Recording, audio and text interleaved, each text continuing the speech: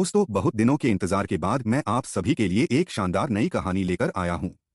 मुझे पूरा विश्वास है कि यह नई कहानी आपको जरूर पसंद आएगी। इस कहानी का नाम है अर्जुन द मार्शल शोल। तो बिना किसी देरी और बिना किसी बकवास के आइए शुरू करते हैं आज की रोमांचक कहानी। तक्षक गुरुकुल में मौत की जंग यानी फाइट टू द डेथ का होना एक बेहद ही दुर्लभ बात थी। पिछले कई सालों से यहाँ ऐसा कोई खौफनाक मुकाबला नहीं देखा गया था, क्योंकि कोई भी योद्धा हार के उस भयानक अंजाम को भुगतने और अपनी जान दांव पर लगाने का जोखिम नहीं उठाना चाहता था। जब तक दो पक्षों का आपसी विवाद इस कदर न बढ़ जाए कि उसे सुलझाने का कोई दूसरा रास्ता ही न बचे, या फिर दोनों पक्षों को अपनी ताकत पर इस कदर अटूट भरोसा हो कि उन्हें हार का रत्ती भर भी डर न रहे, तब तक गुरुकुल में मसलों को सुलझाने के दूसरे तरीके ढूंढे जाते थे और आमतौर पर वे मिल भी जाते थे। मगर अर्जुन तो अभी सिर्फ मार्शल आर्ट्स के छठे स्तर का एक साधारण शिष्य था। ऐसे में उसका खुद आगे बढ़कर गोस्ट ब्लेड जैसे खूंखार 9वें स्तर के योद्धा को मौत के घाट उतारने की खुली चुनौती देना किसी की समझ से परे था।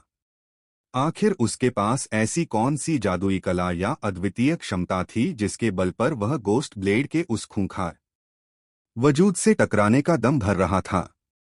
आखिर किस बिना पर वह अपनी इस ताकत को लेकर इतना ज्यादा आश्वस्त था। तुम मुझसे मौत की जंग लड़ना चाहते हो? गोस्ट ब्लेड ने अपनी भौहें सिकारते हुए अचरज से पूछा। वैसे भी वह आज यहाँ अर्जुन की जान लेने ही आया था, मगर कानूनन बिना किसी रोक टोक के सरेआम उसे बेरहमी से कत्ल करने का ऐसा सुनहरा मौका खुद अर्जुन उसे थाली में सजा कर देगा, यह उसने सोचा नहीं था। तुम एक नंबर के बेवकूफ हो। इसका अंजाम तुम्हारे लिए इतना भयानक होगा कि तुमने सपनों में भी नहीं सोचा होगा। खैर, अच्छा ही है कि तुम्हारी इस तुच्छ जान को लेने में मेरा ज्यादा वक्त जाया नहीं होगा। गोस्ट ब्लेड ने घमंड से चूर होकर डींगे मारी। पल भर में ही उसके पूरे बदन से एक बेहद खौफनाक और डरावनी भूतिया आभा निकलने लगी और उसकी आंखों में साक्षात यमराज जैसी कातिलाना चमक दौड़ गई। उसने अपनी उस खूंखार आभा को और ज्यादा बढ़ाते हुए एक कदम आगे बढ़ाया और अपनी हथेली से हवा में हजारों भूतिया परछाइयों को आजाद कर दिया। वे परछाइयां हवा में तैरते ही नुकीले भूतिया खंजरों का रूप लेकर बेहद तेज रफ्तार से अर्जुन के बदन की तरफ झपटीं। अर्जुन, आज तुम तड़प तड़प कर अपने ही खून में डूबकर मरोगे। तुम खुद को जरूरत से ज्यादा ही 30 मार खा समझते हो। अर्जुन ने हिकारत से हंसते हुए पलटकर तंज कसा। उसके लंबे बाल हवा के उस प्रचंड वेग में लहरा रहे थे। पहाड़ कंपन। अर्जुन ने बेहद बुलंद और कड़क आवाज में अपनी उस खास कला का आह्वान किया। उसने अपनी हथेली में पहाड़ कंपन यानी माउंटेन क्वेकर की उस आंतरिक शक्ति को उसकी चरम सीमा तक इकट्ठा किया और फिर उसे सीधे गोस्ट ब्लेड के उन हजारों खजरों के वार की तरफ दे मारा। इस बार उस पहाड़ कंपन की प्रचंड मार के चारों तरफ अर्जुन की जागृत हुई भाला शक्ति की जादुई किरणें लिपटी हुई थीं। अर्जुन का वह एक प्रहार साक्षात ऐसा दिख रहा था मानो स्वर्ग का सीना चीरकर कोई साक्षात उड़ता हुआ आग का ड्रैगन जमीन पर उतर आया हो। उन दोनों शक्तियों का वह महाटकराव इतना भयंकर था कि उसने पल भर के लिए पूरे आसमान को अपनी चपेट में ले लिया और सूरज की रोशनी को भी पूरी तरह धुंधला कर दिया। जब वे दोनों प्रचंड ऊर्जाएं आपस में टकराईं, तो एक भयंकर धमाके के साथ दोनों हवा में ही विलीन हो गईं, जिससे एक ऐसा अंधा कर देने वाला तेज प्रकाश निकला जो साक्षात किसी बहुत बड़े तारे के फटने जैसा था। अर्जुन का वह पहाड़ कंपन और गोस्ट ब्लेड के वे हजारों भूतिया खंजर दोनों एक दूसरे को काटकर पूरी तरह नेस्तनाबूद हो चुके थे। गोस्ट ब्लेड ने बेहद शांति से अपने कंधे उचकाए। उसे इस बात का पहले से ही थोड़ा अंदाजा था। वह बहुत अच्छी तरह जान चुका था कि अर्जुन की यह ताकत कोई मामूली नहीं है। अगर उसके इस पहले ही वार से अर्जुन ढेर हो जाता तो यह सचमुच अचरज की बात होती, मगर इसके बावजूद उसका यह पक्का विश्वास रत्ती भर भी कम नहीं हुआ था कि जीत आखिरी में उसी की होगी। उसने पल भर में हवा में अपनी आंतरिक ऊर्जा से एक बहुत ही विशाल और खूंखार भूतिया पंजा तैयार किया और उसे सीधे अर्जुन के बदन की तरफ लहराया, ताकि वह एक ही झटके में अर्जुन के सीने को फाड़कर उसकी अंतड़ियां बाहर निकाल सके। उल्का तितली कदम अर्जुन ने अपने चेहरे पर एक बेहद शांत और गंभीर भाव लाते हुए मन ही मन अपनी उस Divya movement technique Meteor butterfly steps का आह्वान किया। उसकी बंद आंखों के सामने रहस्यमय प्रतीकों से ढका हुआ एक दिव्य नक्षत्रों का नक्शा उभर आया। अगले ही पल अनंत तारों की जादुई रोशनी उसके पूरे बदन पर खेलने लगी और उसे अपना शरीर रुई की तरह बेहद हल्का महसूस होने लगा, मानो इस धरती के गुरुत्वाकर्षण के सारे नियम उसके शरीर पर काम करना बंद कर चुके हों। अर्जुन ने उस खूंखार पंजे के वार के सामने बेहद सहजता और आराम से अपना कदम आगे बढ़ाया, मानो वह वसंत ऋतु की किसी सुहानी शाम को किसी सुंदर बगीचे में टहल रहा हो। गोस्ट ब्लेड का वह जानलेवा भूतिया पंजा हवा को चीरता हुआ सीधे खाली जगह से जा टकराया, क्योंकि अर्जुन पलक झपकने से भी कम समय में उस जगह को खाली करके सुरक्षित दूर हट चुका था। गोस्ट ब्लेड ने बौखलाकर एक के बाद एक कई जोरदार वार किए और अपने पंजे को हवा में लहराया, मगर वह अर्जुन के बदन को छू तक नहीं पा रहा था, क्योंकि अर्जुन की वह जादुई रफ्तार अब इंसानी सीमाओं से पूरी तरह परे हो चुकी थी। यह आखिर किस तरह की रहस्यमयी मूवमेंट कला है? नीचे खड़ी शिष्यों की भीड़ में से किसी ने अचरज से चिल्लाकर पूछा। उसके शब्दों में वह गहरा विस्मय साफ साफ गूंज रहा था जो इस समय वहां मौजूद हर एक इंसान महसूस कर रहा था। मार्शल आर्ट्स की दुनिया में ऐसी मूवमेंट कलाएं किसी भी योद्धा के लिए साक्षात अमृत के समान बेहद कीमती होती थीं, जिन्हें पाने के लिए लोग अपनी पूरी जिंदगी खपा देते थे। और अर्जुन की इस उल्का तितली कदम जैसी दिव्य कला को केवल और केवल रात दिन की कड़े अभ्यास, बेइंतहा पसीने और खून बहाने के बाद ही हासिल किया जा सकता था। यह कोई ऐसी मामूली चीज नहीं थी जिसे कोई राह चलते यूं ही सीख ले। अर्जुन ने बिना एक भी पल गवाए अपनी उस भाला शक्ति से लैस पहाड़ कंपन की कला से एक के बाद एक लगातार 3 जोरदार प्रहार दागे। वह हमला इतना ज्यादा विनाशकारी और शक्तिशाली था कि उन तीनों वारों को पीछे धकेलने में खुद 9वें स्तर के गोस्ट ब्लेड के भी पसीने छूटने लगे थे। गोस्ट ब्लेड की आंखें गुस्से के मारे छोटी हो गईं। अर्जुन महज 6ठे स्तर का योद्धा था, मगर इसके बावजूद उसके ये प्रहार उसकी तय सीमा से कहीं ज्यादा खूंखार और घातक थे। और सबसे बड़ी बात कि उसने एक ऐसी दिव्य मार्शल मूवमेंट तकनीक पर पूरी तरह महारत हासिल कर ली थी जो उसके इस स्तर के शिष्य के लिए पूरी तरह नामुमकिन होनी चाहिए थी।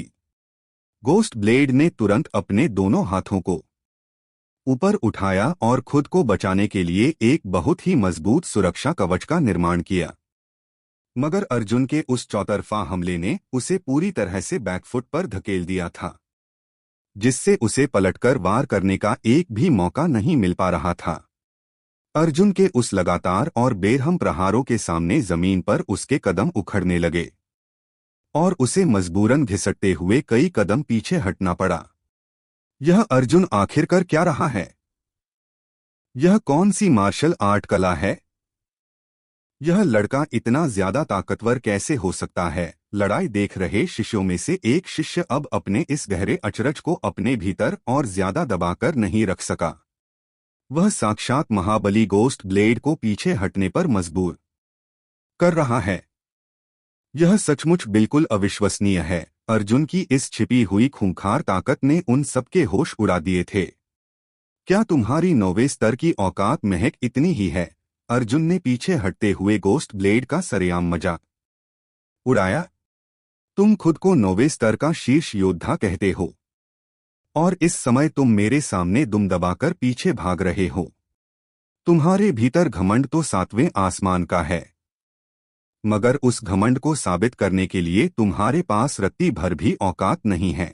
अर्जुन ने चेहरे पर एक कुटिल मुस्कान लाते हुए अपने हमलों की रफ्तार को और तेज कर दिया। गोस्ट ब्लेड गुस्से के मारे अपने दांत किटकिटाने लगा।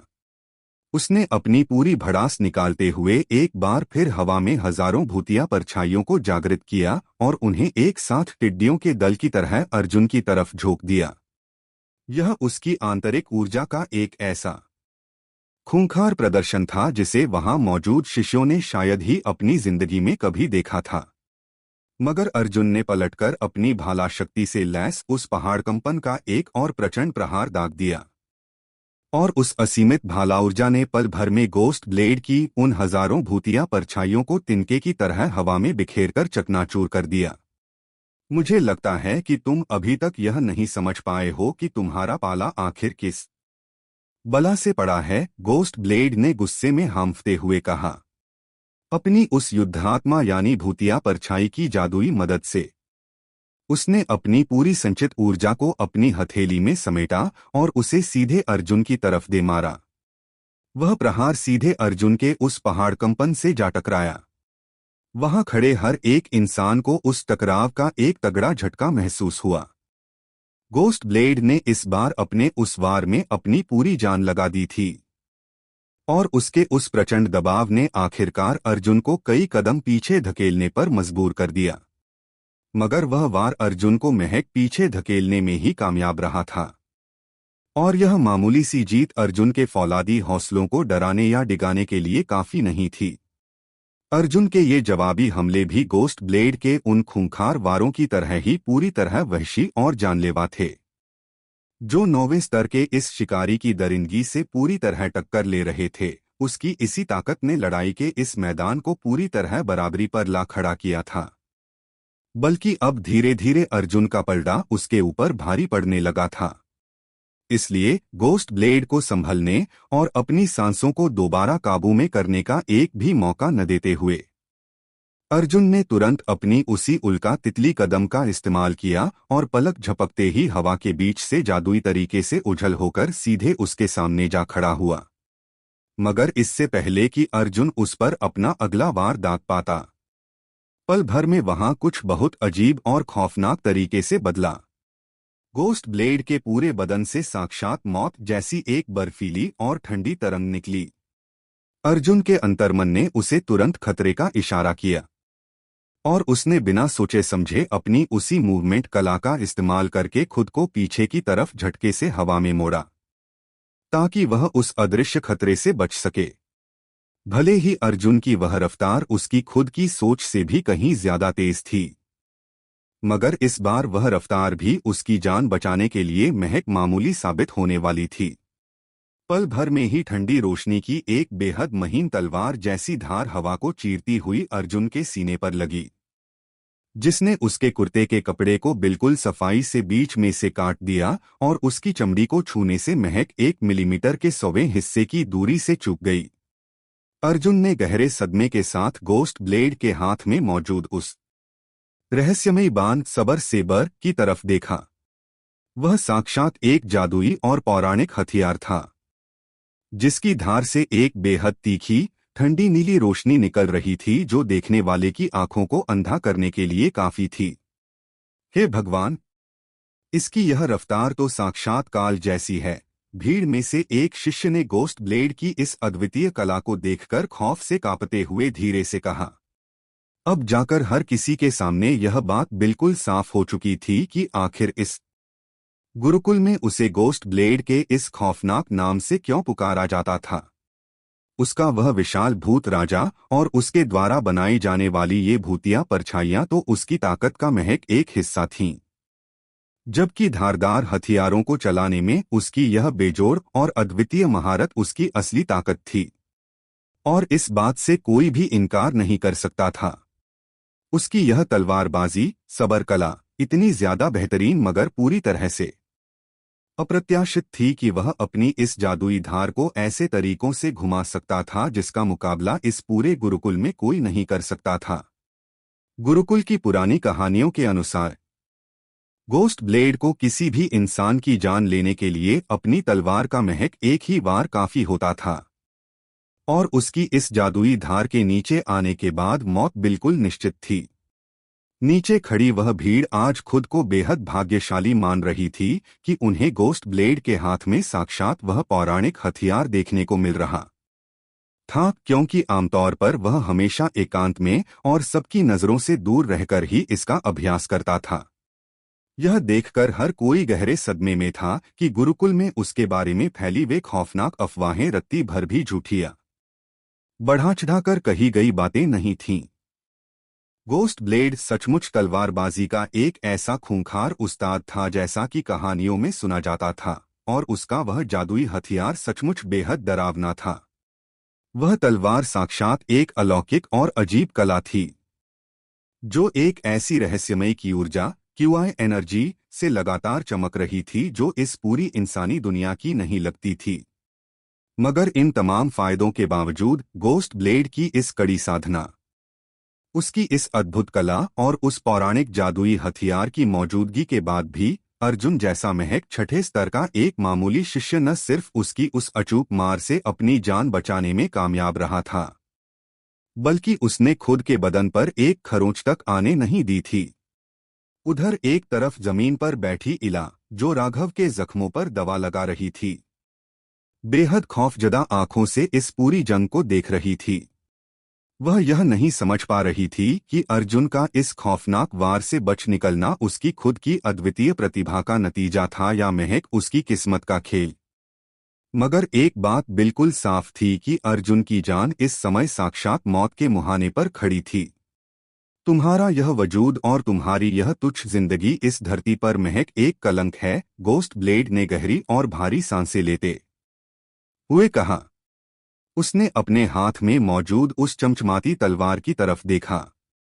मुझे तो इस बात का अफसोस हो रहा है कि तुम्हारी जैसी मामूली जान को लेने के लिए मुझे अपने इस पवित्र और दिव्य हथियार को अपवित्र करना पड़ रहा है, अपनी इस झूठी अकड़ के बावजूद। उसके चेहरे पर यह साफ दिख रहा था कि अंदर से वह अर्जुन की इस रफ्तार को देखकर बुरी तरह हिल चुका था। इससे पहले उसने जब भी अपनी इस तलवार को म्यान से बाहर निकाला था, सामने वाले को ढेर करने के लिए उसका महज एक ही वार काफी रहा था। मगर आज उसका वह कभी न टूटने वाला रिकॉर्ड एक ऐसे मामूली लड़के के हाथों चकनाचूर हो चुका था जो उसकी नजरों में एक चींटी के बराबर भी नहीं था। अर्जुन के होठों पर एक ठंडी मुस्कान उभर आई। अपने इस हथियार को पवित्र रखने के लिए सबसे पहले तुम्हें मुझे मारना होगा, मगर तुम इसमें पूरी तरह नाकाम रहे हो। और मेरी बात कान खोलकर सुन लो, तुम अपनी पूरी जिंदगी में मुझे कभी छू तक नहीं पाओगे, उसने साक्षात काल की तरह वादा किया। यह तो वक्त ही बताएगा, गोस्ट ब्लेड ने कहा। मगर मुझे अभी भी लगता है कि तुम यह नहीं समझ पाए हो कि तुम्हारा सामना आखिर किससे हुआ है। उसकी उस जादुई तलवार की आभा ने पल भर में पूरे इलाके की हवा को अपने घेरे में ले लिया, और वहां का तापमान इस कदर अचानक गिरा कि हवा में मौजूद पानी की छोटी छोटी बूंदें भी पल भर में बर्फ की चमकीली परतों में बदलने लगीं। वह नजारा देखने में जितना ज्यादा खौफनाक था, उतना ही अजीबोगरीब तरीके से खूबसूरत भी लग रहा था।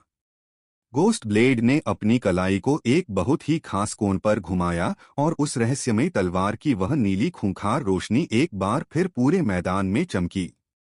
वहां खड़े हर एक इंसान ने साफ देखा कि कैसे वह जादुई धार सीधे अर्जुन के सीने को चीरती हुई आगे बढ़ी, या कम से कम उन सबने उस तलवार को उस खाली हवा को काटते हुए देखा जहां पल भर पहले अर्जुन खड़ा हुआ था। अर्जुन की मूवमेंट कला इतनी ज्यादा दिव्य और तेज थी कि उसने समय रहते खुद को उस अचूक मार के सामने से पूरी तरह उछल कर लिया था। तुम इस जादुई रफ्तार के सहारे मुझसे कब तक बचते रहोगे, गोस्ट ब्लेड ने गुस्से में गुर्राते हुए अर्जुन पर ताबड़तोड़ वार करने शुरू कर दिए। उसकी तलवार की हर एक चाल इतनी ज्यादा तेज थी कि उसे खुली आंखों से देख पाना पूरी तरह नामुमकिन था, और उसकी अगली चाल का अंदाजा लगाना भी किसी के वश में नहीं था। नीचे खड़ा कोई भी शिष्य यह समझ नहीं पा रहा था कि वह अपने प्रहार आखिर कहां से और कैसे दाग रहा है। इसकी रफ्तार सचमुच बहुत ज्यादा खूंखार है, अर्जुन ने पीछे हटते हुए मन ही मन सोचा। हालांकि वह अभी भी इस जंग में पूरी तरह डटा हुआ था। मगर गोस्ट ब्लेड की उस तलवार के चौतरफा वारों के सामने उसे पलटकर वार करने का एक भी मौका नहीं मिल पा रहा था और उसके पास लगातार पीछे हटने के अलावा कोई दूसरा चारा नहीं बचा था। अब मैं इस बकवास खेल को और ज्यादा लंबा नहीं खींचने वाला, गोस्ट ब्लेड ने चिल्लाते हुए ऐलान किया। और अर्जुन को पीछे भागता देख उसका खोया हुआ वह पूरा घमंड एक बार फिर उसके सिर चढ़कर बोलने लगा था। वह बहुत अच्छी तरह जान चुका था कि अर्जुन की इस मूवमेंट कला की भी अपनी एक तय सीमा है और वह यह भी देख रहा था कि अर्जुन अब उसके इन वारों को ज्यादा देर तक झेल नहीं पाएगा। अब इस जंग का आखिरी अंजाम लिखने का वक्त आ चुका था। पल भर में गोस्ट ब्लेड के पूरे शरीर से एक बेहद विशाल और प्रलयंकारी भूतिया आभा का गुबार उठा। उसके पीछे खड़ी उसकी वह विशाल युद्धात्मा और वे हजारों भूतिया परछाइयां साक्षात अपनी पूरी विनाशकारी ताकत और नफरत के साथ आकार में कई गुना ज्यादा बड़ी हो गईं। भूतिया सहार, गोस्ट ब्लेड ने पूरी ताकत से दहाड़ लगाई। उन अनंत भूतिया परछाइयों ने उसके हाथ में मौजूद उस तलवार को चारों तरफ से अपने घेरे में ले लिया और वह नीली तलवार अब साक्षात कोयले की तरह पूरी तरह से काली और खूंखार दिखने लगी। उसने उस काली तलवार को पूरी ताकत से अर्जुन की तरफ लहराया। उसका वह एक प्रहार इतना ज्यादा भयानक था मानो वह साक्षात धरती और आसमान के दो टुकड़े कर देगा। और उसे देखकर वहां खड़े हर एक शिष्य का कलेजा खौफ के मारे कांप उठा। यह वार यकीनन आज यहां अर्जुन के वजूद को हमेशा के लिए मिटा देने वाला था। उस तलवार से निकलने वाली उस काली और दुष्ट ऊर्जा की परछाई ने पल भर में पूरे आसमान को ढक लिया और सूरज की बची कुची रोशनी को भी पूरी तरह से निगल लिया। यह एक ऐसी बेइंतहा और अकल्पनीय ताकत का प्रदर्शन था जिसे इस गुरुकुल में पहले कभी किसी ने नहीं देखा था। वह अब नहीं बचेगा। वह मारा गया, भीड़ में से एक शिष्य ने दबी आवाज में पक्के यकीन के साथ कहा। मगर उसके स्वर में अर्जुन के लिए कोई नफरत या बुराई नहीं थी। 9वें स्तर के एक शीर्ष योद्धा के इस प्रलयंकारी प्रहार के सामने किसी भी इंसान का जिंदा बच पाना पूरी तरह से नामुमकिन था। और अर्जुन तो महज 6ठे स्तर का एक नया छात्र था। आज हर किसी ने देख लिया था कि गुरुकुल में गोस्ट ब्लेड का यह खौफनाक नाम और उसकी यह दहशत महज हवाई बातें नहीं थीं। अर्जुन ने अपनी आंखें सिकारते हुए उस अपनी तरफ बढ़ रही काली और रहस्यमयी तलवार को बेहद करीब से देखा। मगर इसके बावजूद उसके चेहरे की वह परम शांति रत्ती भर भी भंग नहीं हुई थी। अगले ही पल अर्जुन की हथेली के बीचों बीच एक बेहद दिव्य और अलौकिक प्रकाश चमका और उस जादुई रोशनी के बीच से साक्षात उसकी वह पौराणिक ड्रैगन साहस चांदी का भाला, ड्रैगन करेज सिल्वर स्पीयर, बाहर निकल आई। वह भाला साक्षात अपनी अलौकिक और दिव्य चांदी जैसी रोशनी से पूरे मैदान को जगमगा रहा था। जैसे ही गोस्ट ब्लेड ने अपनी उस काली तलवार से अर्जुन के सिर पर अपना वह आखिरी प्रलयंकारी वार दागा, अर्जुन ने पूरी ताकत से अपने उस चांदी के भाले को सीधे उसकी तरफ आगे बढ़ा दिया और उन दोनों पौराणिक हथियारों के उस महाविनाशकारी टकराव को झेलने के लिए खुद को फौलाद की तरह पूरी तरह से तैयार कर लिया। वहां मौजूद भीड़ को लग रहा था कि अर्जुन जरूरत से ज्यादा ही खुद पर घमंड कर रहा है। ऐसा साफ दिख रहा था कि वह गोस्ट ब्लेड की उस जादुई और महाविनाशकारी काली तलवार के प्रहार को महज अपने एक साधारण से भाले से रोकने की बेवकूफी कर रहा था, जो तक्षक गुरुकुल में मिलने वाले पौराणिक और चमत्कारी अस्त्रों के मुकाबले बेहद मामूली और प्रभावहीन नजर आ रहा था। हर किसी को लगा कि यह अर्जुन का अहंकार था और उसकी यह एक भूल यकीनन उसकी मौत का सबब बनने वाली थी। उधर गोस्ट ब्लेड ने भी अर्जुन के इस कदम को देखकर अपनी हिकारत और नफरत को बिल्कुल नहीं छिपाया। उसने हवा में लहराते अपने उस प्रलयंकारी वार को पल भर के लिए बीच में ही रोक दिया। अपनी इन खुली आंखों से इस दिव्य अस्त्र को आखिरी बार जी भरकर देख लो, उसने अपनी उस चमचमाती काली तलवार की तरफ इशारा करते हुए घमंड से कहा। उसने अपनी बात जारी रखते हुए आगे कहा, क्योंकि यह इस दुनिया की आखिरी चीज होगी जिसे तुम देख पा रहे हो। तुम्हें तो खुद पर गर्व होना चाहिए कि तुम्हारी यह तुच्छ जान साक्षात इतने महान और पवित्र अस्त्र के हाथों धूल में मिलने जा रही है। क्या तुम्हें सच में ऐसा लगता है? अर्जुन ने गहरी नफरत और तीखे उपहास के साथ पलटकर पूछा। अगले ही पल उसने अपने अंतर्मन को पूरी तरह एकाग्र किया और देखते ही देखते एक बेहद रहस्यमयी और प्राचीन ऊर्जा उसके पूरे बदन से फूटकर बहने लगी। वह जादुई ऊर्जा उसकी बाहों से सरकती हुई सीधे नीचे उतरी और पल भर में उसकी ड्रैगन साहस चांदी का भाला ड्रैगन करेज सिल्वर स्पीयर के भीतर समा गई। अगले ही पल उस भाले के फौलादी बदन पर बने अनगिनत दिव्य और चमकदार प्रतीक रून्स तेजी से जागृत होकर टिमटिमाए और फिर एक जोरदार धमाके के साथ आसमान की ऊंचाइयों को चीरते हुए ऊपर निकल गए। उस भाले से निकलने वाली वह अलौकिक चांदी जैसी रोशनी पल भर में पूरी दुनिया पर छाती हुई महसूस हुई।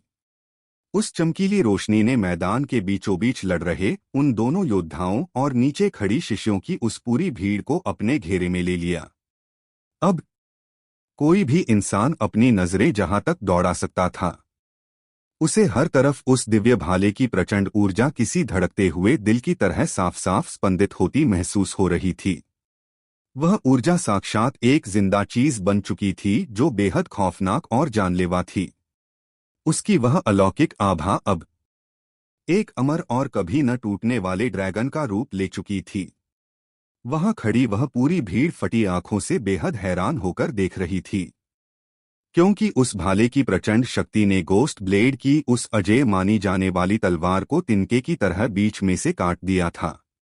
वह दिव्य भाला अपने रास्ते में आने वाली हर एक चीज को पूरी तरह से नेस्तनाबूद करता जा रहा था।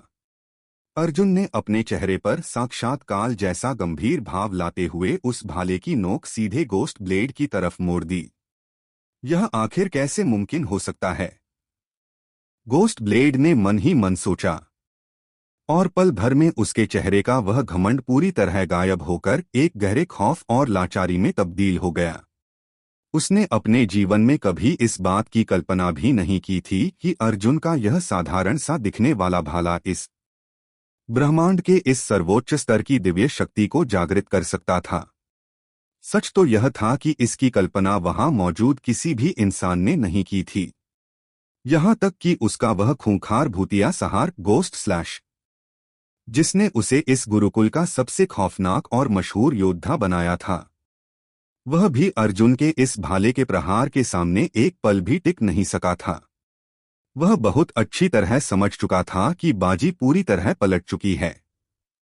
उसे अपनी आंखों के सामने मंडराते उस साक्षात काल का एहसास हो चुका था, मगर इस सब के बावजूद उसका शरीर अपनी जगह से एक इंच भी हिल नहीं पा रहा था। वह मौत के उस भयानक साये और खौफ से खुद को आजाद नहीं कर पा रहा था, जो इस समय किसी जादुई दलदल की तरह उसकी आत्मा को अपने भीतर खींच रहा था। उसके भीतर इतनी इच्छा शक्ति भी नहीं बची थी कि वह अपनी तरफ बिजली की रफ्तार से बढ़ रहे उस चांदी के भाले के सामने से खुद को दूर हटा सके। गोस्ट ब्लेड के लिए जैसे इस समय की रफ्तार बिल्कुल थम सी गई थी। कृपया ऐसा मत करो, वह अपने कांपते होठों से महक इतना ही बुदबुदा सका, जबकि उसकी आंखों के सामने वह चांदी का भाला उसकी उस महान और पौराणिक तलवार के टुकड़ों को हवा में बिखेरता हुआ उसकी तरफ बढ़ रहा था। मगर उसकी यह भीख और यह गुहार बहुत मामूली थी और बहुत ज्यादा देर से आई थी। वह चमचमाता हुआ चांदी का भाला, जिसके चारों तरफ उसकी उस टूट चुकी तलवार के चमकीले टुकड़े हवा में तैर रहे थे, सीधे आगे बढ़ा और उसकी गर्दन को बिल्कुल सफाई से चीरता हुआ पार निकल गया, मानो बर्फ के भीतर कोई लोहे की कील ठोक दी गई हो। गोस्ट ब्लेड ने तड़पते हुए कुछ कहने के लिए अपना मुंह खोला, मगर उसके गले से कोई आवाज बाहर नहीं आ सकी। उसकी आंखों में फैला वह गहरा अचरज धीरे धीरे धुंधला पड़ने लगा और अगले ही पल उसका भारी शरीर कटकर एक तरफ जमीन पर ढेर हो गया। नीचे खड़ी वह पूरी भीड़ बिल्कुल खामोश और सन्न रह गई। वे सब पहले जमीन पर पड़ी गोस्ट ब्लेड की उस बेजान लाश को देखते और फिर गहरे खौफ और दहशत के साथ अर्जुन के चेहरे की तरफ ताकने लगते। यह आखिर कैसे मुमकिन हो सकता था? गोस्ट ब्लेड, जो 9वें स्तर का एक शीर्ष और बेहद खूंखार योद्धा माना जाता था, वह आज यहाँ मार्शल आर्ट्स के 6ठे स्तर के एक नए छात्र के महक एक ही वार से तड़पकर दम तोड़ चुका था। यह पूरी बात उनकी समझ से परे थी और इसने उनके दिलों को पूरी तरह दहला दिया था। इसकी यह भाला चलाने की तकनीक सचमुच इस दुनिया की नहीं है। भीड़ में से एक शिष्य ने उस भयानक और डरावनी शक्ति को बयां करने के लिए शब्दों को ढूंढते हुए धीरे से कहा, आखिर इस ब्रह्मांड में कौन इसके इस वार के सामने खड़ा होने की हिम्मत कर सकता है? यहाँ तक कि साक्षात महाबली गोस्ट ब्लेड का भी गला काट दिया गया। अर्जुन इस समय गोस्ट ब्लेड की उस बेजान लाश के ऊपर खड़ा हुआ था। उसके खड़े होने के उस अंदाज में कुछ ऐसा था जिसे शब्दों में बयां कर पाना बेहद मुश्किल था। उसके चेहरे पर न तो कोई घमंड था और न ही कोई पछतावा या शर्मिंदगी थी। वह साक्षात एक शांत, गंभीर और अटूट आत्मविश्वास का नजारा था। एक ऐसा ठहराव जो उसकी इस कम उम्र के लड़कों में शायद ही कभी देखने को मिलता था। उसका वह लंबा कुर्ता हवा के थपेड़ों में लहरा रहा था। उसके हाथ में मौजूद उस ड्रैगन साहस चांदी का भाला की नुकीली नोक से खून की बूंदें टपककर जमीन पर गिर रही थीं। अगर यह कोई और पुराना दौर होता तो यकीनन आज लोग उसे साक्षात युद्ध का देवता, वॉर गॉड कहकर पुकारने लगते। गोस्ट ब्लेड के उसी आत्ममुग्ध घमंड और अतिआत्म विश्वास ने आज उसकी जान ले ली थी। उसने बार बार अर्जुन का सरेआम मजाक उड़ाया था और उसे जलील किया था, क्योंकि उसका यह पक्का विश्वास था कि अगर बात हद से आगे बढ़ी तो वह बिना किसी मेहनत के पल भर में अर्जुन के वजूद को मिटा देगा। जब अर्जुन साधना के लिए उस 5वें मंच पर बैठा हुआ था, तब इसी गोस्ट ब्लेड ने पीछे से राघव पर कातिलाना हमला करके उसे बुरी तरह लहूलुहान कर दिया था। उसने अपनी मर्यादा को पूरी तरह तार तार कर दिया था और यह बात गुरुकुल का हर एक इंसान अच्छी तरह जानता था। मगर जब आज आखिरी परीक्षा की घड़ी आई, जब उसे सच में मैदान में अर्जुन का सामना करना पड़ा, तो उसकी वह सारी डींगें और उसकी वह तथाकथित महान ताकत इस परीक्षा के सामने पूरी तरह घुटने टेक गई। पूरे गुरुकुल को डराने वाला उसका वह खूंखार भूतिया सहार अर्जुन का बाल भी बांका नहीं कर सका। और इसके विपरीत अर्जुन के महक एक ही पलटवार ने उसे साक्षात यमराज के द्वार पहुंचा दिया था। अर्जुन ने आज इस पूरी दुनिया के सामने यह साबित कर दिया था कि दोनों में से असली और महान योद्धा कौन था। और इस अंतिम परीक्षा के बाद गोस्ट ब्लेड की वह सारी हिकारत अब महक एक मजाक जैसी नजर आ रही थी। यह लड़का अचानक से इतना ज्यादा ताकतवर कैसे हो गया? इलायची फटी आंखों से उसे देखते हुए मन ही मन सोच रही थी। उसके चेहरे पर फैला वह गहरा अविश्वास अभी तक गायब नहीं हुआ था और उसका दिल उसकी छाती के भीतर किसी नगाड़े की तरह जोर जोर से धड़क रहा था। वह बहुत अच्छी तरह जानती थी, या कम से कम उसे ऐसा भ्रम था कि वह जानती थी कि गोस्ट ब्लेड कितना ज्यादा खौफनाक और खतरनाक हो सकता था। वह ताकत और क्रूरता के मामले में गुरुकुल के दूसरे 9वें स्तर के शीर्ष योद्धाओं से भी कहीं आगे था। मगर ऐसे खूंखार शिकारी को तक्षक गुरुकुल में महज कुछ घंटे पहले आए 6ठे स्तर के एक नए शिष्य के हाथों इस तरह तड़पकर मरते देखना किसी के गले नहीं उतर रहा था। यह बात उसे और भी ज्यादा हैरान कर रही थी जब उसने महज कुछ घंटे पहले की अर्जुन की ताकत को याद किया। जब कुछ घंटे पहले खुद उसकी अर्जुन से भिड़ंत हुई थी, तब अर्जुन का प्रदर्शन काबिले तारीफ जरूर था, मगर ऐसा बिल्कुल नहीं था कि वह पूरी तरह से अजेय नजर आए। मगर अब उसे अपना वह सारा गणित पूरी तरह से बदलना पड़ने वाला था, क्योंकि अर्जुन का वह आखिरी भाले का प्रहार साक्षात सांसें रोक देने वाला था। उसके वारों की वह ऊपरी सादगी भी इस खौफनाक अंजाम को नहीं छिपा सकती थी। उसका वह महाबली दुश्मन आज उसके पैरों के नीचे बेजान पड़ा हुआ था। उन शारीरिक चालों से कहीं ऊपर इलायची को अर्जुन के उस भाले से निकलने वाली एक ऐसी अजय और प्रचंड ऊर्जा का एहसास हो रहा था जिसने उसे अंदर तक हिला दिया था। यह एक ऐसी अलौकिक शक्ति थी जिसके सामने इस दुनिया का कोई भी साधारण मार्शल आर्ट्स योद्धा एक पल के लिए भी टिक नहीं सकता था। और यही असली वजह थी कि अर्जुन का वह भाला आज इतना ज्यादा विनाशकारी साबित हुआ था। ऐसी दिव्य ऊर्जा किसी भी योद्धा के अंतर्मन के ज्ञान और उसकी साधना को कई गुना ज्यादा बढ़ा देती थी। इस दुनिया के ज्यादातर मार्शल आर्ट्स योद्धा न तो कभी ऐसी शक्ति के सामने खड़े होने का दम भर सकते थे और न ही अपनी बुद्धि से इसे पूरी तरह कभी समझ सकते थे। भले ही इलायची अर्जुन के उस भाले से निकलने वाली उस प्रचंड ऊर्जा को अपने अंतर्मन से महसूस कर पा रही था, मगर वह फिर भी यह अंदाजा नहीं लगा पा रही थी कि यह आखिर कौन सी शक्ति थी। क्या यह वही दिव्य ज्ञान और शक्ति है जो उसने उस पांचवें मंच पर बैठकर हासिल की है? उसने खुद से यह सवाल पूछा। अगर ऐसा था तो यह बात पूरी तरह से साफ कर देती थी कि उनकी आपसी लड़ाई के बाद से अचानक अर्जुन की यह युद्ध क्षमता इस कदर आसमान को कैसे छूने लगी थी। अर्जुन ने दिव्य खाई झरने के उस पांचवें और सबसे ऊंचे मंच पर सफलतापूर्वक बैठकर उस परम ज्ञान को हासिल कर लिया था। यह एक ऐसा कारनामा था जिसकी बराबरी महज 3 साल पहले गैरिसन हाइड ने की थी। ऐसे में यह बिल्कुल तय था कि उसने वहां से कोई बेहद शक्तिशाली और प्राचीन ऊर्जा अपने भीतर जगाई थी।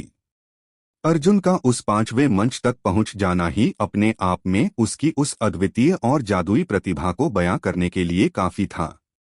और आज वहां से जो कुछ भी वह सीखकर लौटा था, उसे देखने के बाद यह साफ था कि आने वाले समय में उसकी कामयाबी साक्षात गैरिसन हाइड के वजूद को भी पीछे छोड़ सकती थी। यह सब कुछ इलायची के कदमों को वहीं रोकने के लिए काफी था। उसने आज अपनी आंखों के सामने अर्जुन को एक ऐसा चमत्कार करते हुए देखा था जिसने बाकी लोगों की तरह उसके भीतर भी अर्जुन को लेकर एक गहरा कौतूहल पैदा कर दिया था। और वह सोचने पर मजबूर हो गई थी कि इस लड़के का भविष्य आखिर क्या मोड़ लेने वाला है। अपने उस गहरे सदमे और अपने बदन के जख्मों के दर्द के बावजूद इला और राघव दोनों गर्व से भरकर अर्जुन की तरफ देख रहे थे और उनके होठों पर एक सुंदर मुस्कान थी। राघव तो इस समय खुशी के मारे फूला नहीं समा रहा था। उसके दिल में गोस्ट ब्लेड को लेकर जो पुरानी भड़ास और लाचारी थी, वह पल भर में हवा हो चुकी थी। भले ही वह अभी भी गंभीर रूप से जख्मी था, मगर अपने भाई की इस जीत ने उसे दुनिया की सबसे बड़ी खुशी दे दी थी। मगर दूसरी तरफ मयंक वर्मा एडम के पैरों के नीचे से जैसे जमीन ही खिसक चुकी थी। वह यहां बड़ी अकड़ के साथ गोस्ट ब्लेड के साथ आया था, यह जानते हुए कि वह 9वें स्तर का योद्धा उससे कहीं ज्यादा ताकतवर है। मगर आज उसने उसी महाबली को अर्जुन के हाथों महज एक पल में कुत्ते की मौत मरते देखा था।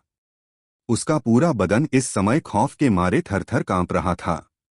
वह बहुत अच्छी तरह जानता था कि अगर अर्जुन ने अब उसकी तरफ रुख किया तो उसकी मौत बिल्कुल निश्चित थी। उसने तुरंत घबराकर चारों तरफ नजरें दौड़ाई ताकि वह भागने का कोई रास्ता ढूंढ सके।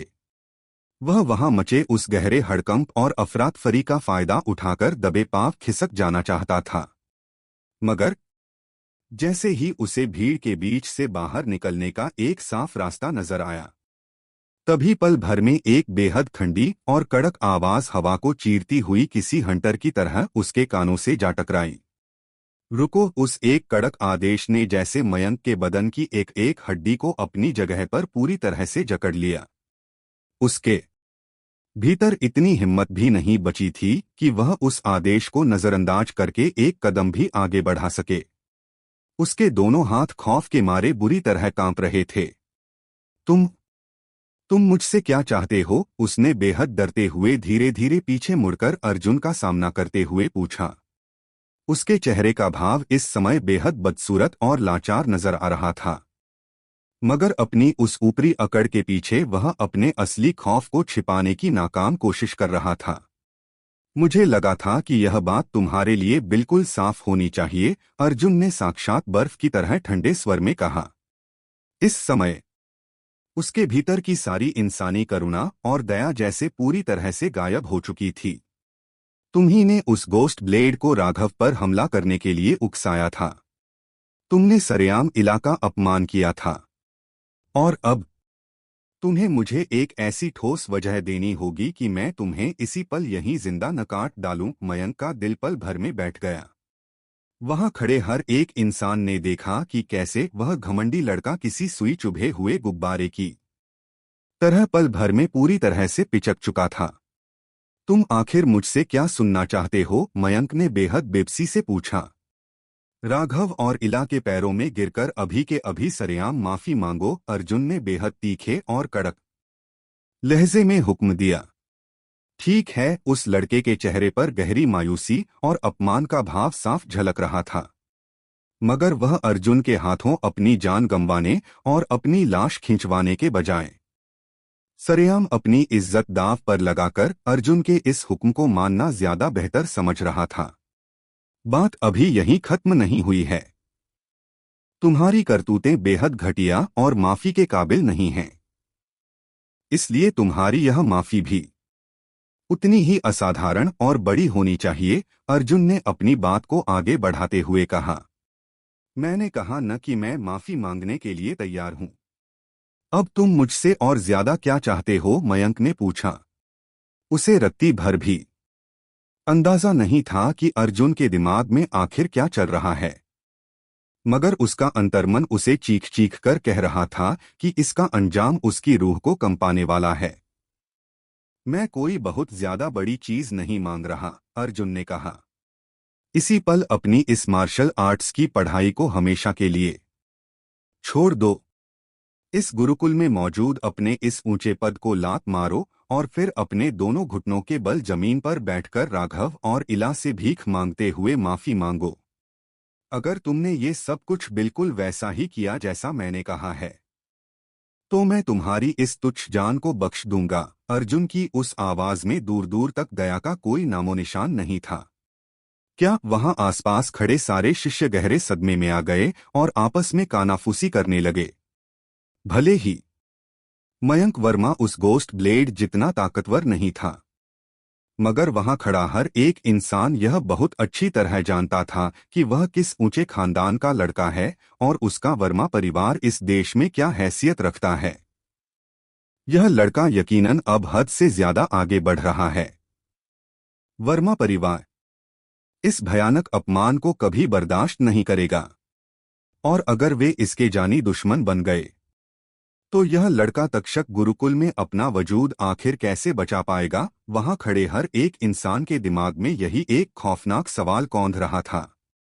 अर्जुन की यह मांग इस गुरुकुल के इतिहास में बिल्कुल अभूतपूर्व थी और बेहद नासमझी भरी लग रही थी।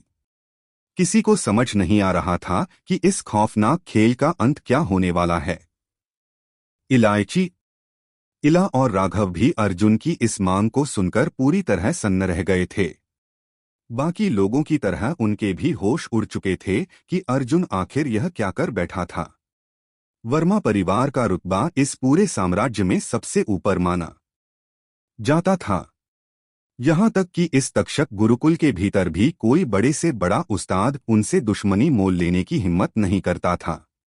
मगर ऐसा लग रहा था कि अर्जुन को इन सब बातों से रत्ती भर भी फर्क नहीं पड़ता था। उसने महक छठे स्तर पर होकर 9वें स्तर के वर्मा परिवार के एक मुख्य चिराग को अपनी हर एक प्रिय चीज को छोड़ने और उन लोगों के पैरों में गिरकर नाक रगड़ने का हुक्म दे दिया था जिन्हें वह अपने से नीचा समझता था।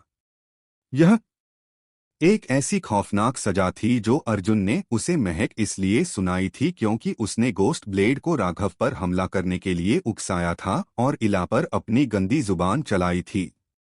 आखिर वह खुद को समझता क्या था? मयंक ने गहरे अविश्वास के साथ फटी आंखों से अर्जुन की तरफ देखा। मैं वर्मा परिवार का खून हूं और तुम बहुत अच्छी तरह जानते हो कि इस नाम का क्या मतलब होता है। क्या तुम्हारा दिमाग पूरी तरह से सटक गया है? क्या तुम्हें रत्ती भर भी अंदाजा है कि अगर मेरे परिवार का गुस्सा तुम्हारे ऊपर फूटा तो वे तुम्हारा क्या हश्र करेंगे? मुझे रत्ती भर भी फर्क नहीं पड़ता कि तुम कौन हो, और मुझे इस बात से भी कोई मतलब नहीं है कि तुम्हारा परिवार इस दुनिया में क्या औकात रखता है। और सच तो यह है कि इस समय तुम्हें भी अपने उस परिवार की अकड़ नहीं दिखानी चाहिए, क्योंकि वे तुम्हें बचाने के लिए इस मैदान में मौजूद नहीं हैं। अर्जुन ने उसकी आंखों में आंखें डालकर साफ साफ कहा, इस समय तुम्हारे पास बचने के रास्ते बेहद गिने चुने हैं, और मुझे और ज्यादा गुस्सा दिलाना तुम्हारी जिंदगी का सबसे आखिरी और सबसे बेवकूफी भरा फैसला साबित होगा। यह मेरा वादा है। अर्जुन ने उसी रहस्यमयी और जादुई रफ्तार से एक कदम आगे बढ़ाया जिसने महक कुछ देर पहले गोस्ट ब्लेड के होश उड़ा दिए थे, और अपनी उस जागृत हुई भयंकर भाला ऊर्जा को पूरी तरह तैयार करते हुए वह सीधे मयंक के चेहरे के बिल्कुल करीब जा खड़ा हुआ। मयंक के पास संभलने के लिए महज 1 सेकंड का समय था। उसने तुरंत खौफ के मारे अपनी उस रक्षात्मक आभा को अपने पूरे बदन पर जागृत किया ताकि वह अर्जुन के वार से खुद को बचा सके। मगर इससे पहले कि वह अपनी उस ऊर्जा का इस्तेमाल कर पाता, पल भर में एक बेहद अजीब और भारी ऊर्जा ने उसके पूरे बदन को अपनी गिरफ्त में ले लिया। उसका पूरा शरीर पत्थर की तरह जाम हो गया और वह अपनी जगह से हिल तक नहीं सका। यहाँ तक कि जब अर्जुन ने अपने उस चमचमाते चांदी के भाले की नुकीली और पैनी नोक सीधे मयंक के गले की चमड़ी पर लाकर टिका दी, तो खौफ के मारे उसके गले से थूक निगलना भी दूभर हो चुका था। वह गोस्ट ब्लेड के उस भयानक अंजाम को अपनी आंखों से देख चुका था और बहुत अच्छी तरह जानता था कि इस समय उसकी जान साक्षात मौत की कगार पर खड़ी थी। अगर तुम भी आज यहीं तड़पकर मरना चाहते हो तो मैं पल भर में उसका इंतजाम कर सकता हूं, अर्जुन ने उसके कान के पास साक्षात काल की तरह धीरे से फुसफुसाते हुए कहा। मैं इसी पल तुम्हारी इस कहानी को हमेशा के लिए खत्म कर सकता हूं। अब बताओ, तुम्हारी आखिरी पसंद क्या है? वर्मा परिवार के मुख्य चिराग मयंक वर्मा को अपनी रीढ़ की हड्डी में एक ठंडी सिहरन दौड़ती हुई महसूस हुई।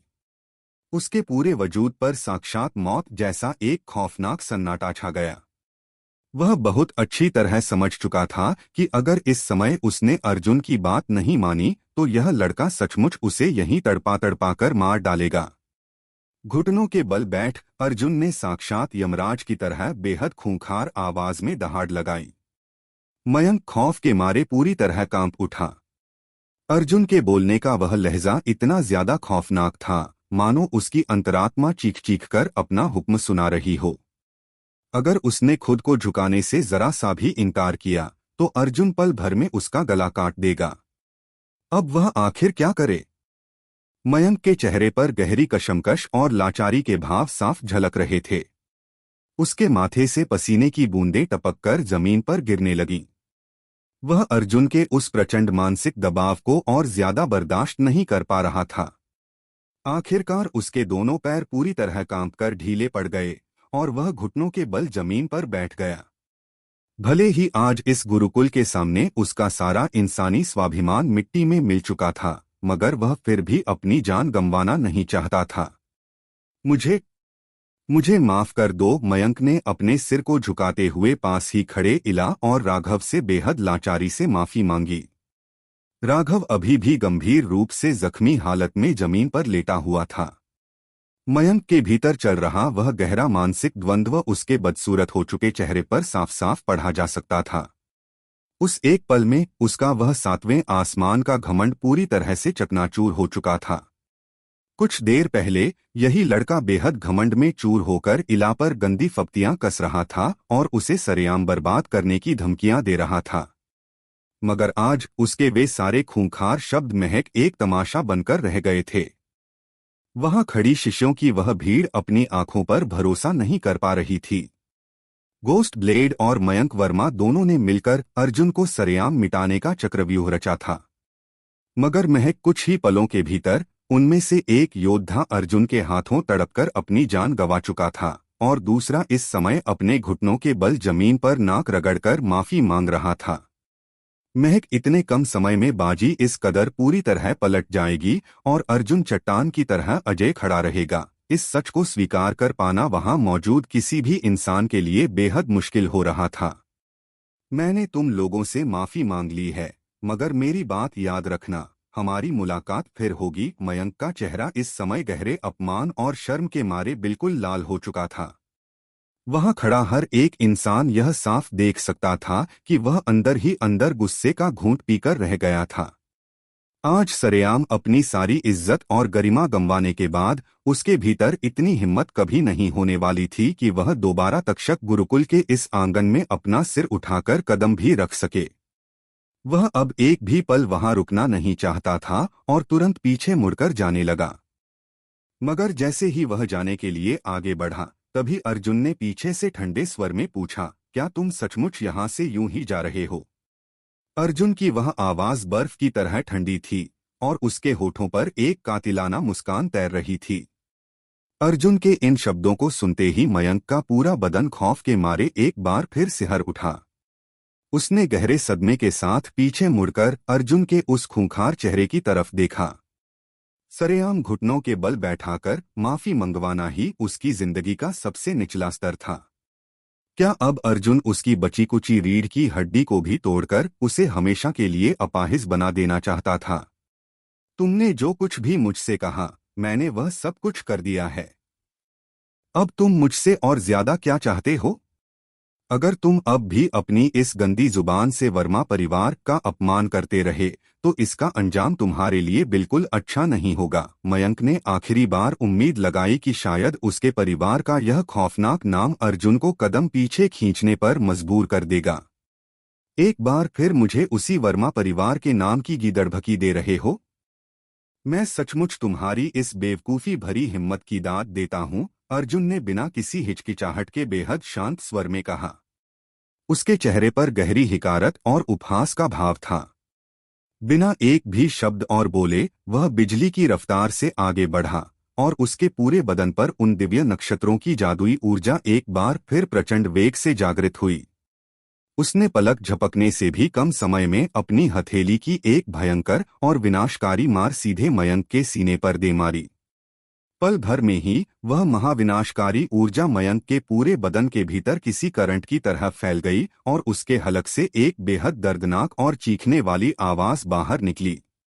उस प्रचंड प्रहार के दबाव से उसका शरीर हवा में कई फीट पीछे की तरफ उड़ता हुआ गया और उसके मुंह से खून का एक भयंकर फव्वारा छूटा। उसका पूरा चेहरा सफेद कागज की तरह बिल्कुल पीला पड़ चुका था। अर्जुन के उस एक ही जानलेवा प्रहार के प्रभाव से मयंक वर्मा का आंतरिक ऊर्जा स्रोत पावर बेस टेंशन पूरी तरह से टूटकर बिखर चुका था और वह हमेशा हमेशा के लिए एक मामूली अपाहिज बन चुका था। आज के बाद से मार्शल आर्ट्स की दुनिया में उसका वजूद पूरी तरह से बेकार और कौड़ियों के भाव हो चुका था। मयंक ने जमीन पर पड़े पड़े गहरी नफरत और बेबसी के साथ अर्जुन की तरफ देखा। उसे समझ नहीं आ रहा था कि वह इस समय अपनी जिंदगी पर रोए या अपने इस भाग्य को कोसे। तुम जैसे कीड़े मेरे सामने अपनी आंखें उठाने के लायक भी नहीं हो। अर्जुन की ठंडी निगाहें जमीन पर तड़प रहे मयंक के बदन पर रेंग रही थीं और उसकी आंखों में उसके लिए महक गहरी हिकारत भरी हुई थी। मेरी यह बात अपने इस दिमाग में हमेशा के लिए बैठा लो, अर्जुन ने साक्षात काल की तरह घोषणा की। अगर आज के बाद मैंने तुम्हें दोबारा कभी भी इस वर्मा परिवार के नाम पर गुरुकुल में अपनी गुंडागर्दी या धौंस जमाते हुए देख लिया तो मैं तुम्हारी इस जान को बख्शने की भूल कभी नहीं करूंगा। अब चुपचाप यहाँ से दफा हो जाओ। इतना कहकर उसने अपनी नजरें उससे हटा लीं और धीरे धीरे राघव और इला की तरफ बढ़ने लगा। मयंक वर्मा अपने कांपते हुए शरीर को लेकर किसी तरह जमीन से खड़ा हुआ और वहां से घिसटते हुए भाग निकला। उसकी सारी आंतरिक शक्तियां हमेशा के लिए दफन हो चुकी थीं। वह अपनी इस दुर्दशा के लिए इस पूरी दुनिया में किसी और को दोष नहीं दे सकता था, क्योंकि यह आफत उसने खुद आगे बढ़कर मोल ली थी। अब इस मोड़ पर आकर पछतावा करने का कोई फायदा नहीं था। यह लड़का तो सचमुच बेहद बेरहम और खूंखार है, भीड़ में से किसी शिष्य ने दबी आवाज में डरते हुए धीरे से कहा। वहां खड़े लोगों के लिए यह एक और होश उड़ा देने वाला नजारा था। अर्जुन सचमुच बेहद निडर और फौलादी जिगर का लड़का था।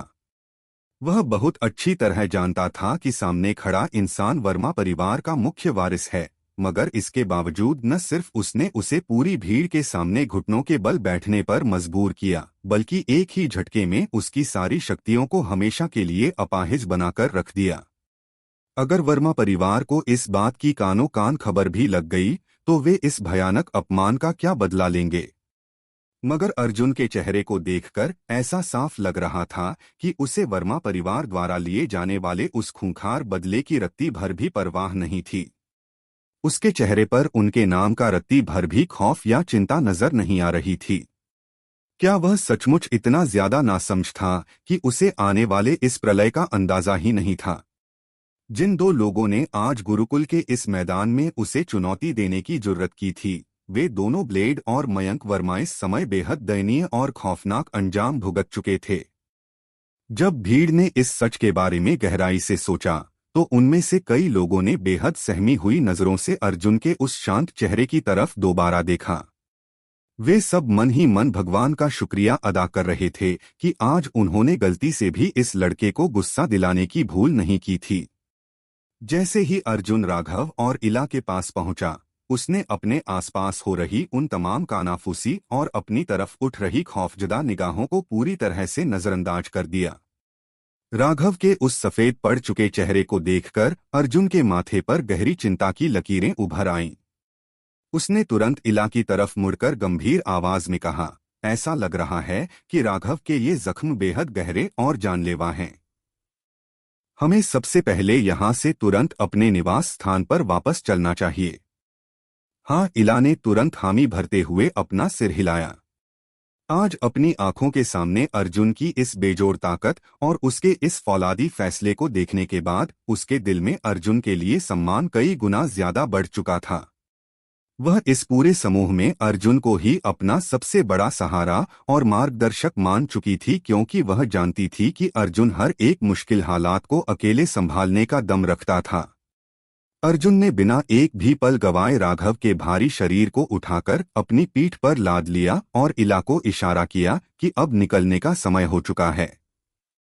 उनके आगे बढ़ते ही खड़ी हुई वह पूरी भीड़ सम्मान और खौफ के मारे खुद ब खुद दो हिस्सों में बंट गई और चुपचाप खड़े होकर उन्हें वहां से जाते हुए देखने लगी।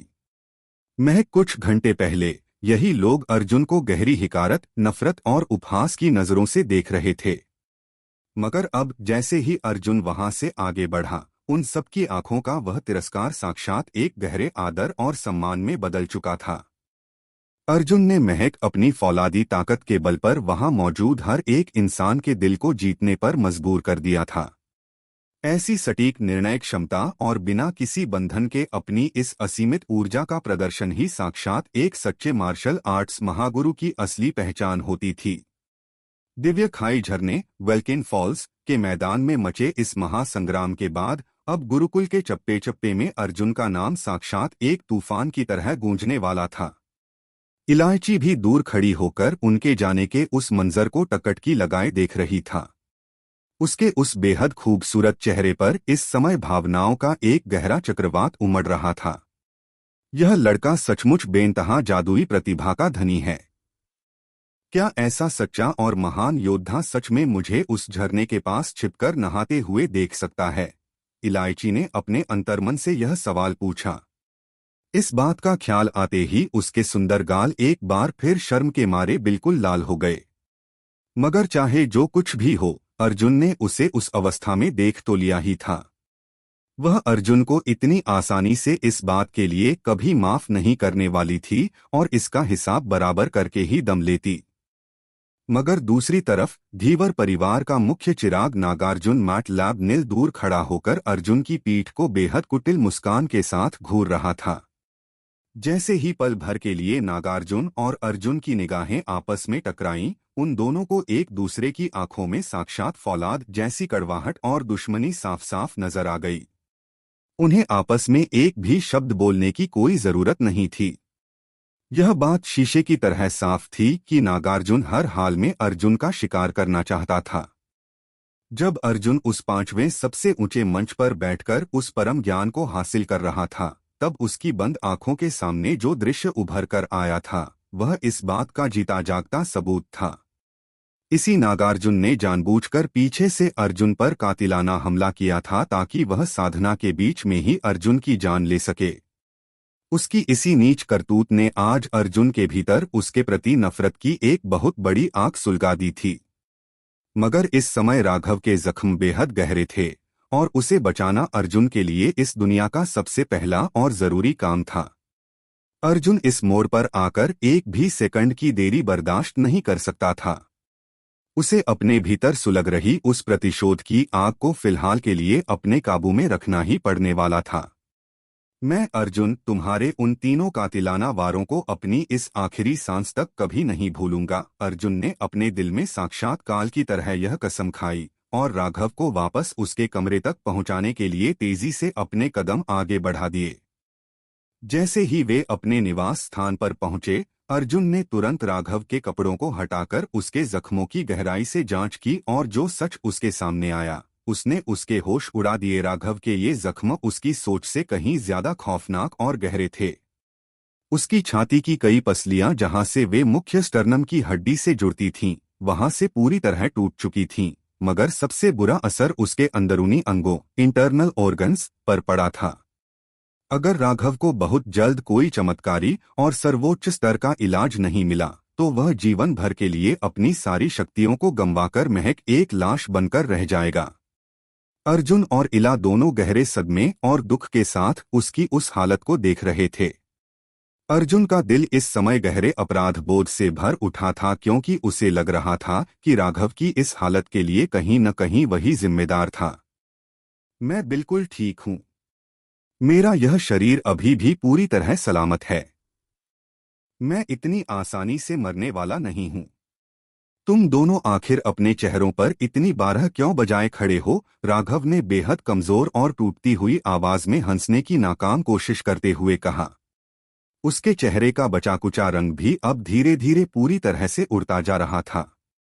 तुम्हारी हड्डियां और अंदरूनी अंग पूरी तरह से डैमेज हो चुके हैं। मुझे इस बात का सबसे बड़ा डर है कि इसका सीधा असर तुम्हारे ऊर्जा स्रोत पर पड़ेगा।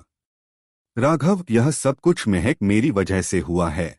अर्जुन ने राघव की पल पल बिगड़ती हालत को देखकर गहरी चिंता और दर्द के साथ कहा। मेरे पास अभी भी कुछ घाव भरने वाली औषधीय गोलियां बची हुई हैं। ये लो, इन्हें तुरंत खा लो। इला ने बिना एक भी पल गवाए अपनी पोटली से अपनी सारी कीमती गोलियां बाहर निकाली और उन्हें राघव की तरफ बढ़ा दिया, इस उम्मीद में कि शायद इनसे राघव की हालत में थोड़ा सुधार हो सके। इनसे अब कुछ नहीं होने वाला। राघव के ये जख्म बहुत ज्यादा गहरे हैं। ये साधारण औषधीय गोलियां महज कुछ समय के लिए उसके इस असहनीय दर्द को दबा सकती हैं, मगर उसकी जान नहीं बचा सकती। अर्जुन ने निराशा में अपना सिर हिलाते हुए कहा। तो फिर अब हम क्या करें? इला ने रोने जैसी आवाज में बेबसी से पूछा।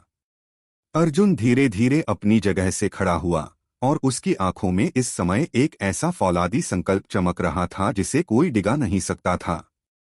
मैं इसी पल काल भैरव घाटी एस्केलॉन वैली के लिए रवाना हो रहा हूं। तुम दोनों यहीं रहकर मेरे वापस आने का इंतजार करो, उसने बेहद गंभीर और भारी आवाज में कहा। इस समय राघव की जान बचाने के लिए उसके दिमाग में इसके अलावा कोई दूसरा रास्ता नहीं सूझ रहा था। अर्जुन की यह बात सुनते ही इला का पूरा बदन खौफ के मारे पूरी तरह से अकड़ गया। उसने गहरी चिंता और डर से भरी आंखों से अर्जुन की पीठ की तरफ देखा। काल भैरव घाटी साक्षात काल भैरव सदन एस्केलॉन हाउस के 3 सबसे बड़े और खौफनाक ट्रायल मैदानों में से एक मानी जाती थी। वहां रहने वाले खूंखार राक्षसी जीव डीमोनिक बीस्ट्स इतने ज्यादा खतरनाक थे कि वहां कदम रखने वाले के बचने की उम्मीद महज ना के बराबर होती थी।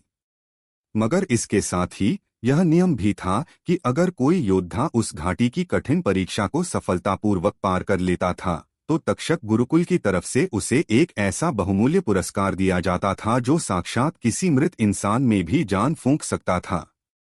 अब अर्जुन का यह फैसला उसके लिए एक वरदान साबित होने वाला था या साक्षात उसकी मौत का बुलावा, यह कह पाना इस समय पूरी तरह नामुमकिन था। अर्जुन, ईश्वर तुम्हारी रक्षा करे। राघव के उस सफेद पड़ चुके चेहरे पर एक बेहद कमजोर सी मुस्कान उभर आई, मगर अपने भाई को अपनी वजह से मौत के उस कुएं में जाते देख उसका दिल अंदर ही अंदर रो रहा था। काल भैरव सदन के उस विशाल साम्राज्य के भीतर चारों तरफ ऊंचे ऊंचे और डरावने पहाड़ों से घिरी हुई एक बेहद लंबी और डरावनी घाटी मौजूद थी।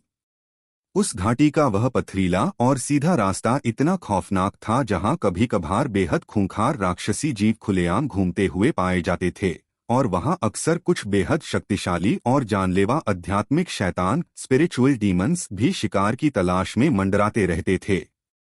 वह जगह साक्षात मौत का दूसरा नाम थी।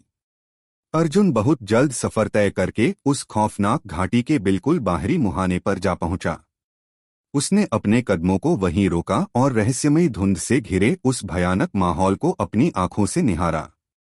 भले ही कालभैरव घाटी तक्षक गुरुकुल के 3 सबसे बड़े ट्रायल मैदानों में से एक थी, मगर खतरे के मामले में इसका स्तर बाकी दोनों मैदानों से कहीं ज्यादा ऊपर और जानलेवा था। यही वजह थी कि पिछले कई सालों से किसी भी आम शिष्य ने वहां कदम रखने की जुर्रत नहीं की थी। मगर आज का यह नजारा कुछ बिल्कुल अलग ही कहानी बयां कर रहा था। अर्जुन ने जैसे ही अपनी नजरें चारों तरफ दौड़ाईं, उसे उस घाटी के मुहाने पर लगभग 100 से भी ज्यादा योद्धाओं की भीड़ खड़ी दिखाई दी, जो उस खौफनाक घाटी के भीतर प्रवेश करने की पूरी तैयारी में जुटे हुए थे। वे सब के सब युवा योद्धा थे, और उनमें से ज्यादातर लोग मार्शल आर्ट्स के 8वें स्तर या उससे भी ऊपर की महान शक्तियों पर महारत हासिल कर चुके थे। वहां कुछ ऐसे रहस्यमयी लोग भी मौजूद थे जिन्हें अर्जुन धुंध के कारण पूरी तरह साफ साफ नहीं देख पा रहा था, मगर उन लोगों के बदन से निकलने वाली वह सूक्ष्म आभा इतनी ज्यादा प्रचंड थी कि अर्जुन का अंतर्मन उसे साफ बता रहा था कि वे सब साक्षात महागुरु स्तर मार्शल मास्टरी स्टेज को हासिल कर चुके शीर्ष योद्धा थे। एक बार जब कोई योद्धा इस महागुरु स्तर पर पहुंच जाता था तो चाहे उसकी आंतरिक प्रतिभा कैसी भी हो, वह सीधे गुरुकुल के आंतरिक चक्र इनर सर्कल में प्रवेश करने का हकदार बन जाता था, जहां उसे एक उच्च आंतरिक शिष्य का दर्जा दिया जाता था और उसे वे तमाम शाही सुख सुविधाएं मिलती थीं जो महज बड़े बड़े दिग्गजों को ही नसीब होती थीं।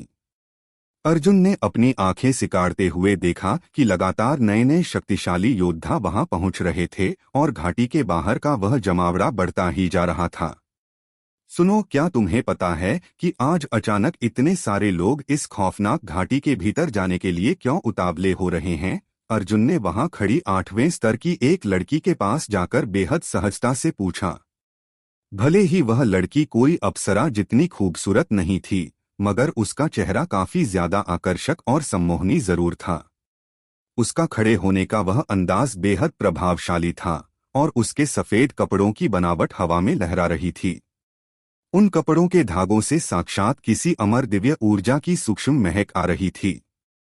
ठीक उसी के बगल में एक बेहद कोमल और सुंदर युवा लड़की खड़ी थी, जिसने तंग पीले रंग की मलमल की पोशाक पहनी हुई थी।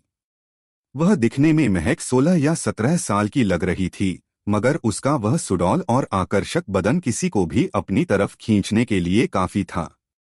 उसकी मार्शल आर्ट्स की शक्ति 7वें स्तर पर थी, और यह साफ दिख रहा था कि वह उस 8वें स्तर की सफेद कपड़ों वाली लड़की की सहेली या सहचरी थी। क्या तुमने अभी तक इसके बारे में नहीं सुना? बीती रात इस घाटी के भीतर एक बहुत ही अद्भुत और चमत्कारी घटना घटी है। कालभैरव घाटी के सबसे गहरे हिस्से में साक्षात एक कालभैरव फल प्रकट हुआ है। यही वजह है कि आज गुरुकुल के बड़े से बड़े दिग्गज यहाँ इस सच का पता लगाने के लिए इकट्ठा हुए हैं। यहाँ तक कि तक्षक रैंकिंग के कई शीर्ष योद्धा भी इस समय इस भीड़ का हिस्सा हैं। उस सफेद कपड़ों वाली लड़की ने अर्जुन की तरफ देखते हुए बेहद शालीन और मधुर आवाज में पूरी बात समझाई। उस पीले कपड़ों वाली लड़की ने महज एक पल के लिए अर्जुन को ऊपर से नीचे तक देखा और फिर हिकारत से अपनी नजरें फेर लीं। कालभैरव फल अर्जुन ने अचरज से अपनी भौहें ऊपर उठाईं। यह नाम उसके लिए बिल्कुल नया था। तुम यहाँ गुरुकुल के कोई नए छात्र लगते हो, है ना? क्या तुमने आज से पहले कभी इस कालभैरव फल का नाम तक नहीं सुना? उस पीले कपड़ों वाली लड़की ने अपना सिर घुमाकर तीखे लहजे में कहा।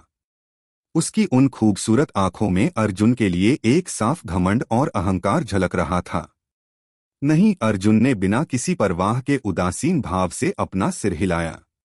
उसे उस लड़की के सामने इस सच को छिपाने की कोई जरूरत महसूस नहीं हो रही था और न ही उसे उस लड़की के इस घमंडी बर्ताव से कोई फर्क पड़ रहा था। वह तो महक उस चमत्कारी फल के बारे में जानकारी हासिल करना चाहता था और उसकी दिलचस्पी बस वहीं तक थी। चलो मैं तुम्हें इसके बारे में विस्तार से बताती हूँ, उस सफेद वस्त्र वाली लड़की ने मुस्कुराते हुए कहा। उसने अपनी उस पीले कपड़ों वाली सहेली की तरफ देखा, मानो वे आपस में बिना बोले ही एक दूसरे की बात समझ गई हों, और फिर उसने अर्जुन की तरफ देखकर अपनी बात शुरू की। उसने समझाते हुए आगे कहा, यह काल भैरव फल साक्षात काल भैरव सदन की सबसे दुर्लभ और पवित्र आध्यात्मिक औषधि माना जाता है। यह चमत्कारी फल काल भैरव वृक्ष से पैदा होता है, जो इस पूरी दुनिया में इतना ज्यादा दुर्लभ है कि महज 100 साल में सिर्फ एक ही बार फल देता है। जब कोई नया योद्धा इसका सेवन करता है तो यह न सिर्फ उसके आंतरिक ऊर्जा स्रोत को कई गुना ज्यादा बढ़ा देता है, बल्कि उसके शरीर के भीतर मौजूद उन तमाम ब्लॉकेज और रुकावटों को भी जड़ से मिटा देता है जो उसे अगले स्तर पर जाने से रोक रही होती हैं। इसके प्रभाव से शारीरिक साधना के चरम पर खड़ा कोई भी योद्धा पल भर में अपनी उस सीमा को तोड़कर सीधे महागुरु स्तर मार्शल मास्टरी को हासिल कर सकता है। उसने अर्जुन के चेहरे के भावों को परखा कि वह उसकी बात को समझ पा रहा है या नहीं, और फिर आगे कहना जारी रखा, यह किसी भी योद्धा की मार्शल पावर को सीधे एक पूरा स्तर ऊपर बढ़ा सकता है। यह साक्षात एक ऐसा अमृत और आध्यात्मिक जड़ी बूटी है जिसे पाने का सपना इस दुनिया के नए शिष्यों से लेकर बड़े बड़े महागुरु भी दिन रात अपनी बंद आंखों से देखते हैं। जैसे ही उस लड़की ने उस कालभैरव फल का नाम लिया, उसके चेहरे पर एक अलग ही उत्साह और चमक दौड़ गई और उसकी आंखें खुशी के मारे टिमटिमा उठीं। आखिरकार वह साक्षात इस ब्रह्मांड की इतनी ज्यादा शक्तिशाली और दिव्य औषधि जो थी। ऐसे में भला इस दुनिया का कौन सा योद्धा होगा जो इस दुर्लभ फल को हासिल करने का ऐसा सुनहरा मौका अपने हाथ से जाने देना चाहेगा। उस सफेद कपड़ों वाली लड़की की इस पूरी बात को सुनने के बाद अर्जुन के चेहरे पर एक गहरा अचरज साफ साफ उभर आया। आखिर किसने इस बात की कल्पना की थी कि जिस काल भैरव घाटी में वह राघव की जान बचाने के लिए आया था, वहां साक्षात इतना ज्यादा शक्तिशाली और चमत्कारी फल इतनी आसानी से उसके बिल्कुल करीब मौजूद होने वाला था। अब जाकर उसकी समझ में यह बात बिल्कुल साफ हो चुकी थी कि आखिर गुरुकुल के बड़े से बड़े दिग्गज और शिकारी आज अपनी जान हथेली पर लेकर इस घाटी के मुहाने पर क्यों इकट्ठा हुए थे। मगर चाहे जो हो जाए, अर्जुन को हर हाल में जल्द से जल्द इस परीक्षा को पास करना ही था, ताकि वह इसके बदले राघव के जानलेवा जख्मों के लिए कोई दिव्य औषधीय गोली हासिल कर सके। भले ही वह उस दुर्लभ चमत्कारी फल की बात सुनकर थोड़ा हैरान था, मगर इस समय उस फल को पाने में उसकी कोई निजी दिलचस्पी नहीं थी। उसका एकमात्र लक्ष्य महक राघव की जान बचाना था। अर्जुन, क्या तुम भी इस खौफनाक घाटी के भीतर प्रवेश करना चाहते हो? उस सफेद कपड़ों वाली लड़की ने अर्जुन के चेहरे की तरफ देखते हुए पूछा। हाँ, अर्जुन ने संक्षिप्त में अपना सिर हिलाया। हंह, महक तुम अकेले? उस पीले कपड़ों वाली लड़की ने अचानक गहरी हिकारत के साथ ताना मारा। उसने अपनी तीखी नजरें अर्जुन पर टिका दी और आगे कहा, तुम्हारा आंतरिक ऊर्जा स्रोत महक 6ठे स्तर 6th लेवल पर है, इसलिए मेरी मानो तो अपनी जान की भीख मांगो और यहाँ से चुपचाप लौट जाओ। तुम्हारे जैसे कमजोर लड़के के बस की बात नहीं है कि इस घाटी में कदम रखकर उन खूंखार राक्षसी जीवों डिमोनिक बीस्ट्स का सामना कर सके। वह पीले कपड़ों वाली लड़की गुरुकुल में अर्जुन द्वारा मचाए गए उस भयंकर तहलके से पूरी तरह अनजान थी, इसलिए वह बिना कुछ सोचे समझे उसे बेहद कमतर और कमजोर आंक रही थी। अर्जुन की ठंडी निगाहें एक पल के लिए उस पीले कपड़ों वाली लड़की के चेहरे पर रेंग गईं और उसने महक एक ठंडी रहस्यमयी मुस्कान बिखेर दी। वह अभी भी उसकी किसी भी बात या ओछी हरकत पर अपना वक्त जाया नहीं करना चाहता था। आखिरकार उन दोनों का आपस में कोई लेना देना ही नहीं था। अर्जुन, तुम प्लीज इसकी बातों का बुरा मत मानना, इसका स्वभाव ही ऐसा है, मगर सच कहूं तो इसकी बात में दम भी है। उस सफेद कपड़ों वाली लड़की को अपनी सहेली के कड़वे शब्दों की कड़वाहट महसूस हो चुकी थी। उसने तुरंत अर्जुन की तरफ एक शर्मिंदा और माफी मांगती हुई मुस्कान बिखेरी। इस समय घाटी के भीतर साक्षात कालभैरव फल एस्केलॉन फ्रूट प्रकट हुआ है, जिसकी वजह से कालभैरव घाटी के भीतर इस समय एक से बढ़कर एक खूंखार शिकारी और महारथी मौजूद हैं। यहाँ तक कि मुझ जैसे 8वें स्तर के योद्धा के लिए भी वहां आने वाली मुसीबतों का सामना कर पाना नामुमकिन सा लग रहा है। और तुम तो महक 6ठे स्तर के एक नए छात्र हो। पिछली बार जब मैं इस कालभैरव घाटी के मुहाने से गुजरी थी तो मैं साक्षात मौत के मुंह से बाल बाल बचकर निकली थी। यह तो मेरा सौभाग्य था कि मैं उस घाटी की बाहरी सीमा से किसी तरह जिंदा वापस लौट आई। उसने अपनी बगल में खड़ी सहेली की तरफ इशारा करते हुए आगे कहा, इस बार भी अगर हम दोनों एक साथ मिलकर यहाँ आने का हौसला नहीं करते तो अकेले कदम रखने की जुर्रत मैं कभी नहीं कर पाती। यह बात कहते हुए उस सफेद कपड़ों वाली लड़की के चेहरे पर साक्षात मौत का खौफ साफ साफ उभर आया और उसका कोमल बदन डर के मारे थोड़ा सा कांप उठा। ऐसा लग रहा था कि कालभैरव घाटी के भीतर बीता वह खौफनाक मंजर आज भी उसके दिलो दिमाग पर एक डरावने साये की तरह हावी था। अगर निष्पक्ष होकर देखा जाए तो उन दोनों की बात पूरी तरह सच थी। इस घाटी की यह परीक्षा अपने आप में ही साक्षात काल का दूसरा नाम थी।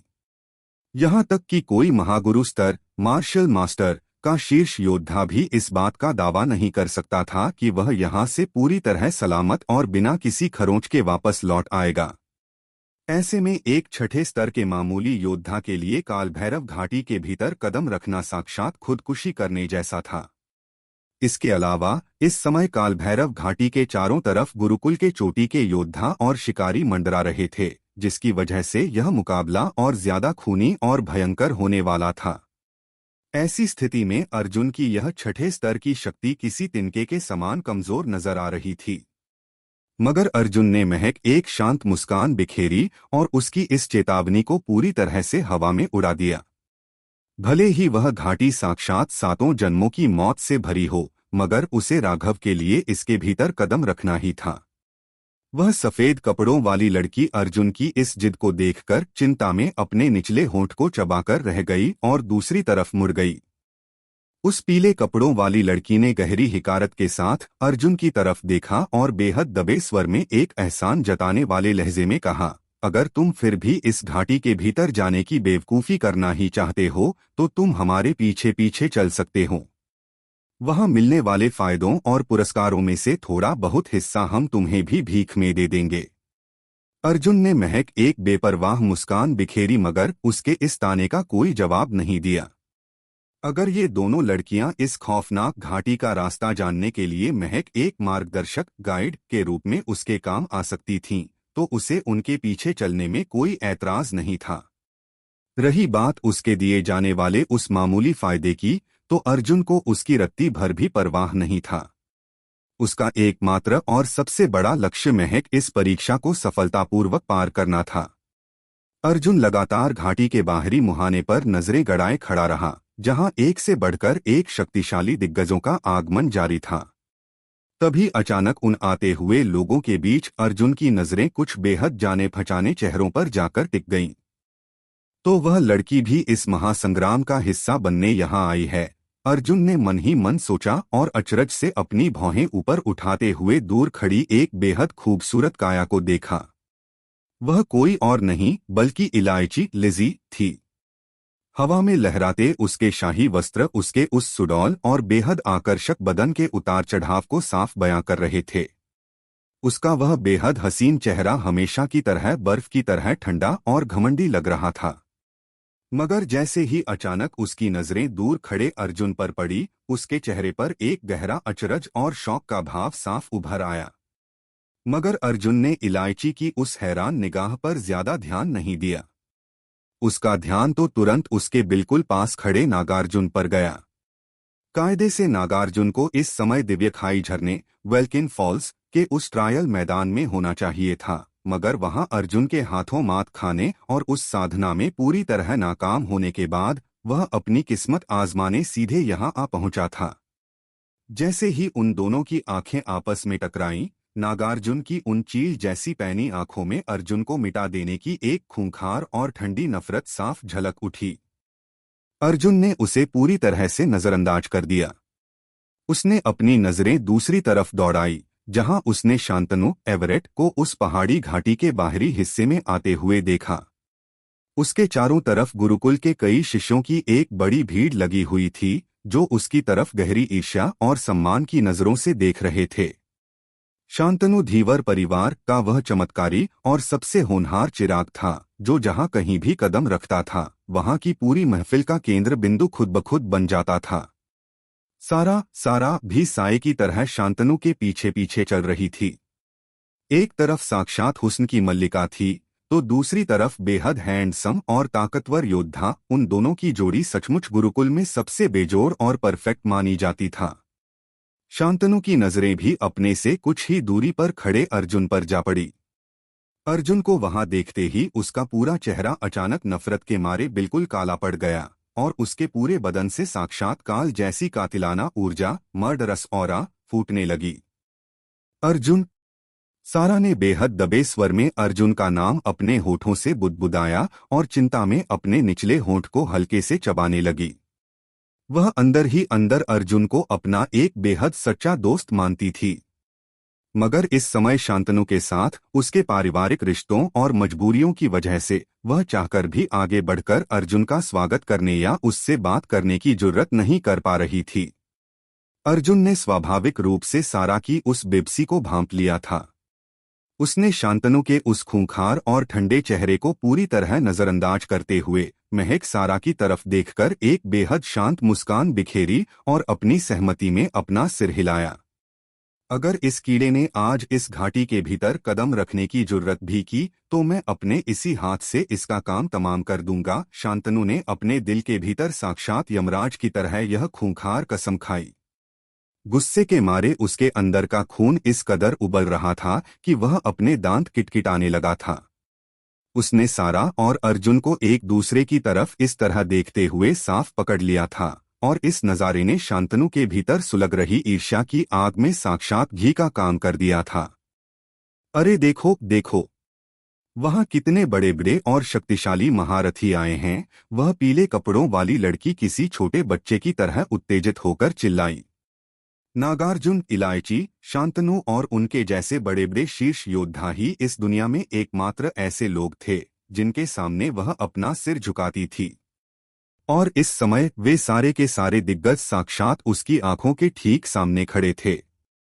ऐसे में यह कहना बिल्कुल झूठ होगा कि वह पीले कपड़ों वाली लड़की इस समय खुशी के मारे पागल नहीं हो रही थी। हाँ, इसमें कोई शक नहीं कि यहाँ सचमुच गुरुकुल के सबसे खूंखार और चोटी के शिकारी इकट्ठा हुए हैं। ऐसा लग रहा है कि तक्षक गुरुकुल के जितने भी बड़े बड़े साधना केंद्र हैं, उन सबके शीर्ष शिष्यों ने आज यहाँ डेरा डाल दिया है। उस सफेद कपड़ों वाली लड़की ने भी सहमति में अपना सिर हिलाया, और उसकी खूबसूरत आंखें कौतूहल के मारे लगातार टिमटिमा रही थीं। जरा उस तरफ तो देखो।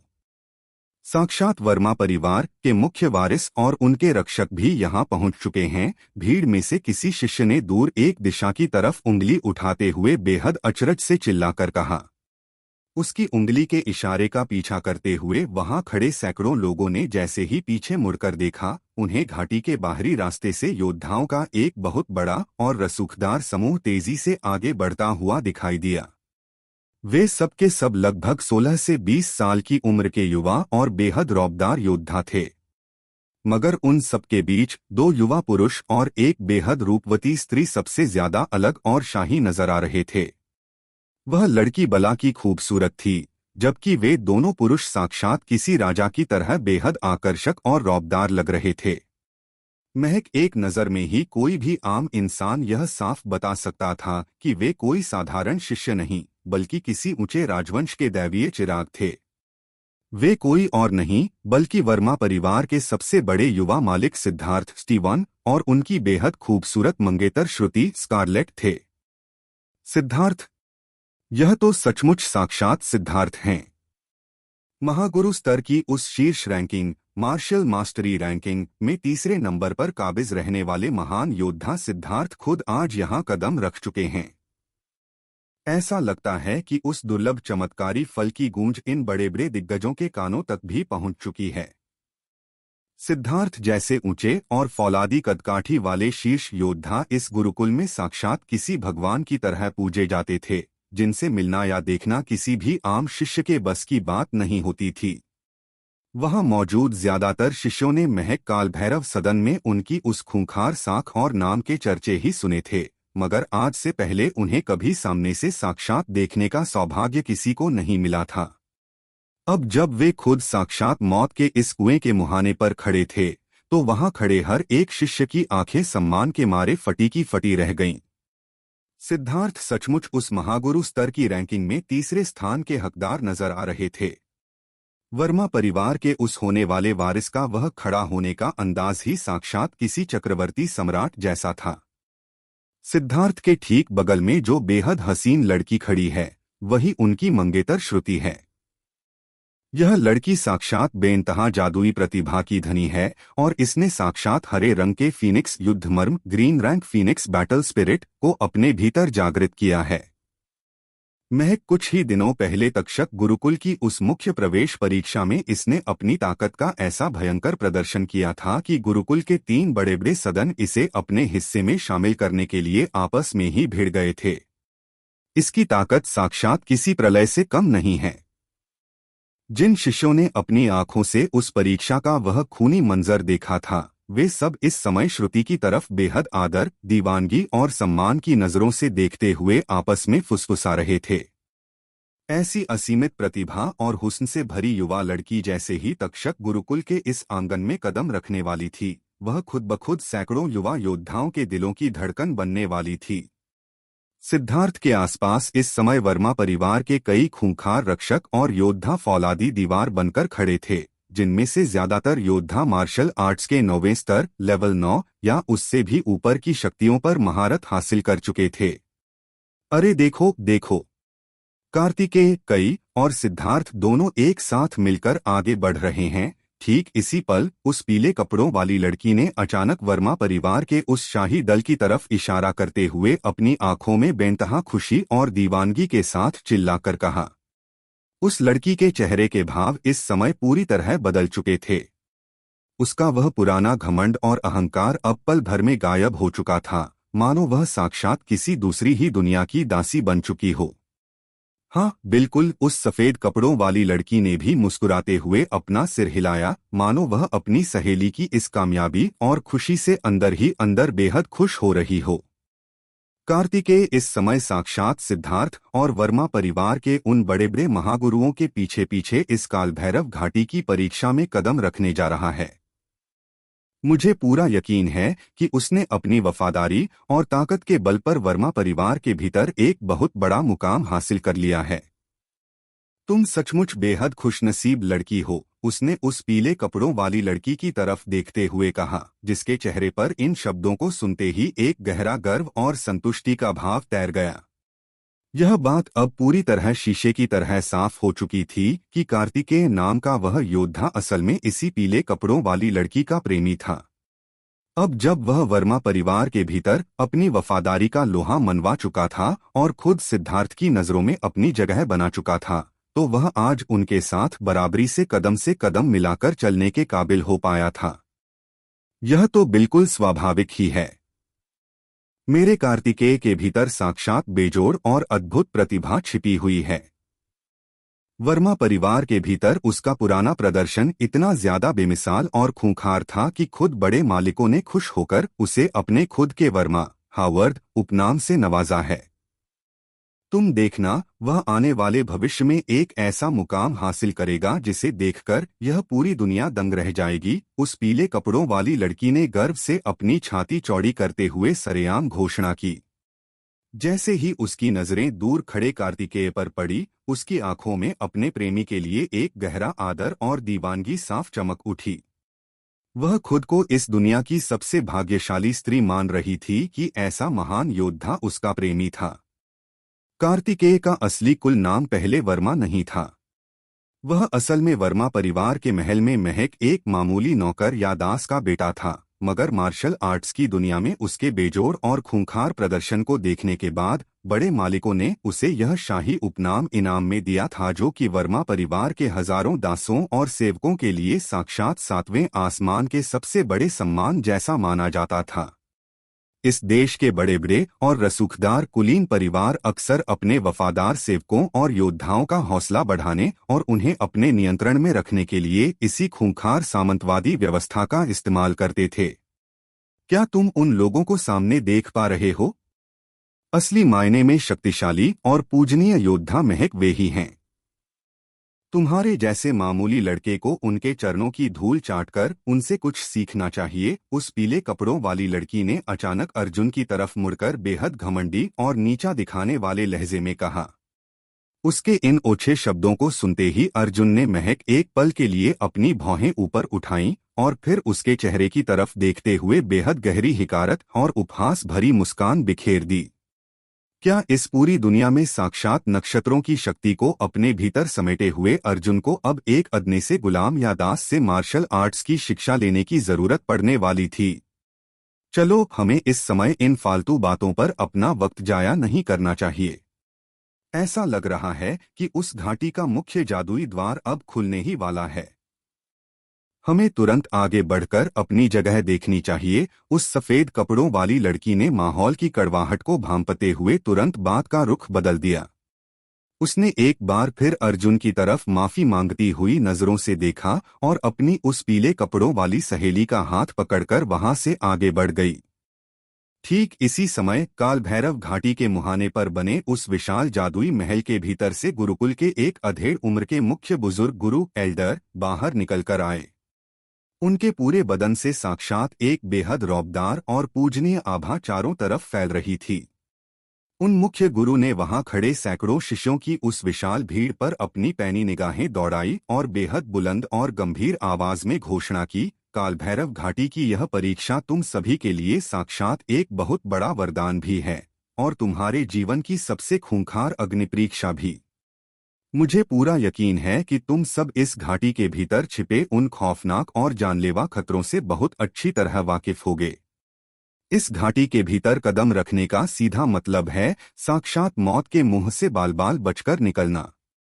अगर इस परीक्षा के बीच रास्ते में तुम्हारी हिम्मत पूरी तरह टूट जाए और तुम्हें लगे कि तुम आगे नहीं बढ़ सकते, तो तुम समय रहते अपने हाथ पर बने उस स्थानांतरण चक्र ट्रांसफर रून को जागृत कर सकते हो, जिसके प्रभाव से तुम्हें पल भर में सुरक्षित तरीके से इस घाटी से बाहर भेज दिया जाएगा। उन्होंने पल भर के लिए अपने शब्दों को रोका ताकि वहां खड़ा हर एक शिष्य उनकी बात को अपने दिमाग में बैठा सके, और फिर आगे कहना जारी रखा, मगर मुख्य गुरु होने के नाते मेरा यह फर्ज है कि मैं तुम्हें एक आखिरी चेतावनी जरूर दे दूं। इस घाटी के भीतर छिपे हुए कुछ भयानक खतरे तुम्हारी सोच और कल्पना से कहीं ज्यादा खूंखार और परे हैं। बहुत मुमकिन है कि तुममें से कई लोग उस घाटी के भीतर उस जादुई स्थानांतरण चक्र को जागृत करने का महज एक मौका मिलने से पहले ही तड़प तड़प कर दम तोड़ दें। इसलिए अगर इस समय भी किसी शिष्य का मन पूरी तरह डोल रहा है या वह अपनी जान का दाव इस खौफनाक परीक्षा में नहीं लगाना चाहता, तो वह बिना किसी झिझक के अभी भी अपने कदम पीछे खींच सकता है। तक्षक गुरुकुल इस मौत के कुएं में उतरने के लिए कभी भी किसी भी शिष्य पर कोई दबाव नहीं बनाता है। उस मुख्य गुरु के चेहरे के भाव इस समय साक्षात यमराज की तरह बेहद गंभीर और सख्त थे, जो वहां खड़े हर एक योद्धा को काल भैरव घाटी की उस खूनी हकीकत का एहसास करा रहे थे। उनके कहने का सीधा और साफ मतलब यही था कि जिन लोगों का जिगर फौलाद का नहीं है और जो अपनी जान को हथेली पर रखकर ऐसा खूंखार खतरा नहीं उठाना चाहते, उनके लिए बिना कोई गरिमा गवाए यहां से चुपचाप लौट जाने का यह आखिरी और सबसे बेहतरीन मौका था। और सचमुच जैसे ही उन मुख्य गुरु के ये खूंखार शब्द हवा में गूंजकर शांत हुए, वहां खड़ी भीड़ में मौजूद कई युवा शिष्यों के चेहरों पर गहरी कशमकश, डर और संशय के भाव साफ साफ तैरने लगे। आखिरकार महज कुछ ही मिनटों के भीतर उनमें से दर्जनों शिष्यों ने अपने कदम पीछे खींच लिए और इस घाटी के भीतर जाने का अपना इरादा हमेशा के लिए छोड़ दिया। यह महज गुरुकुल की एक परीक्षा ही तो थी, इसके लिए अपनी इस कीमती जिंदगी का सरेआम सौदा कर देना समझदारी की बात नहीं थी। तुम्हारे लिए भी अभी ज्यादा देर नहीं हुई है। तुम चाहो तो अभी भी अपने कदम पीछे खींचकर अपनी जान बचा सकते हो। गुरुदेव ने खुद आगे बढ़कर तुम्हें यह आखिरी मौका दिया है। तुम्हें इसी पल यहाँ से दफा हो जाना चाहिए। उस पीले कपड़ों वाली लड़की ने एक बार फिर अर्जुन की तरफ मुड़कर तीखे स्वर में कहा।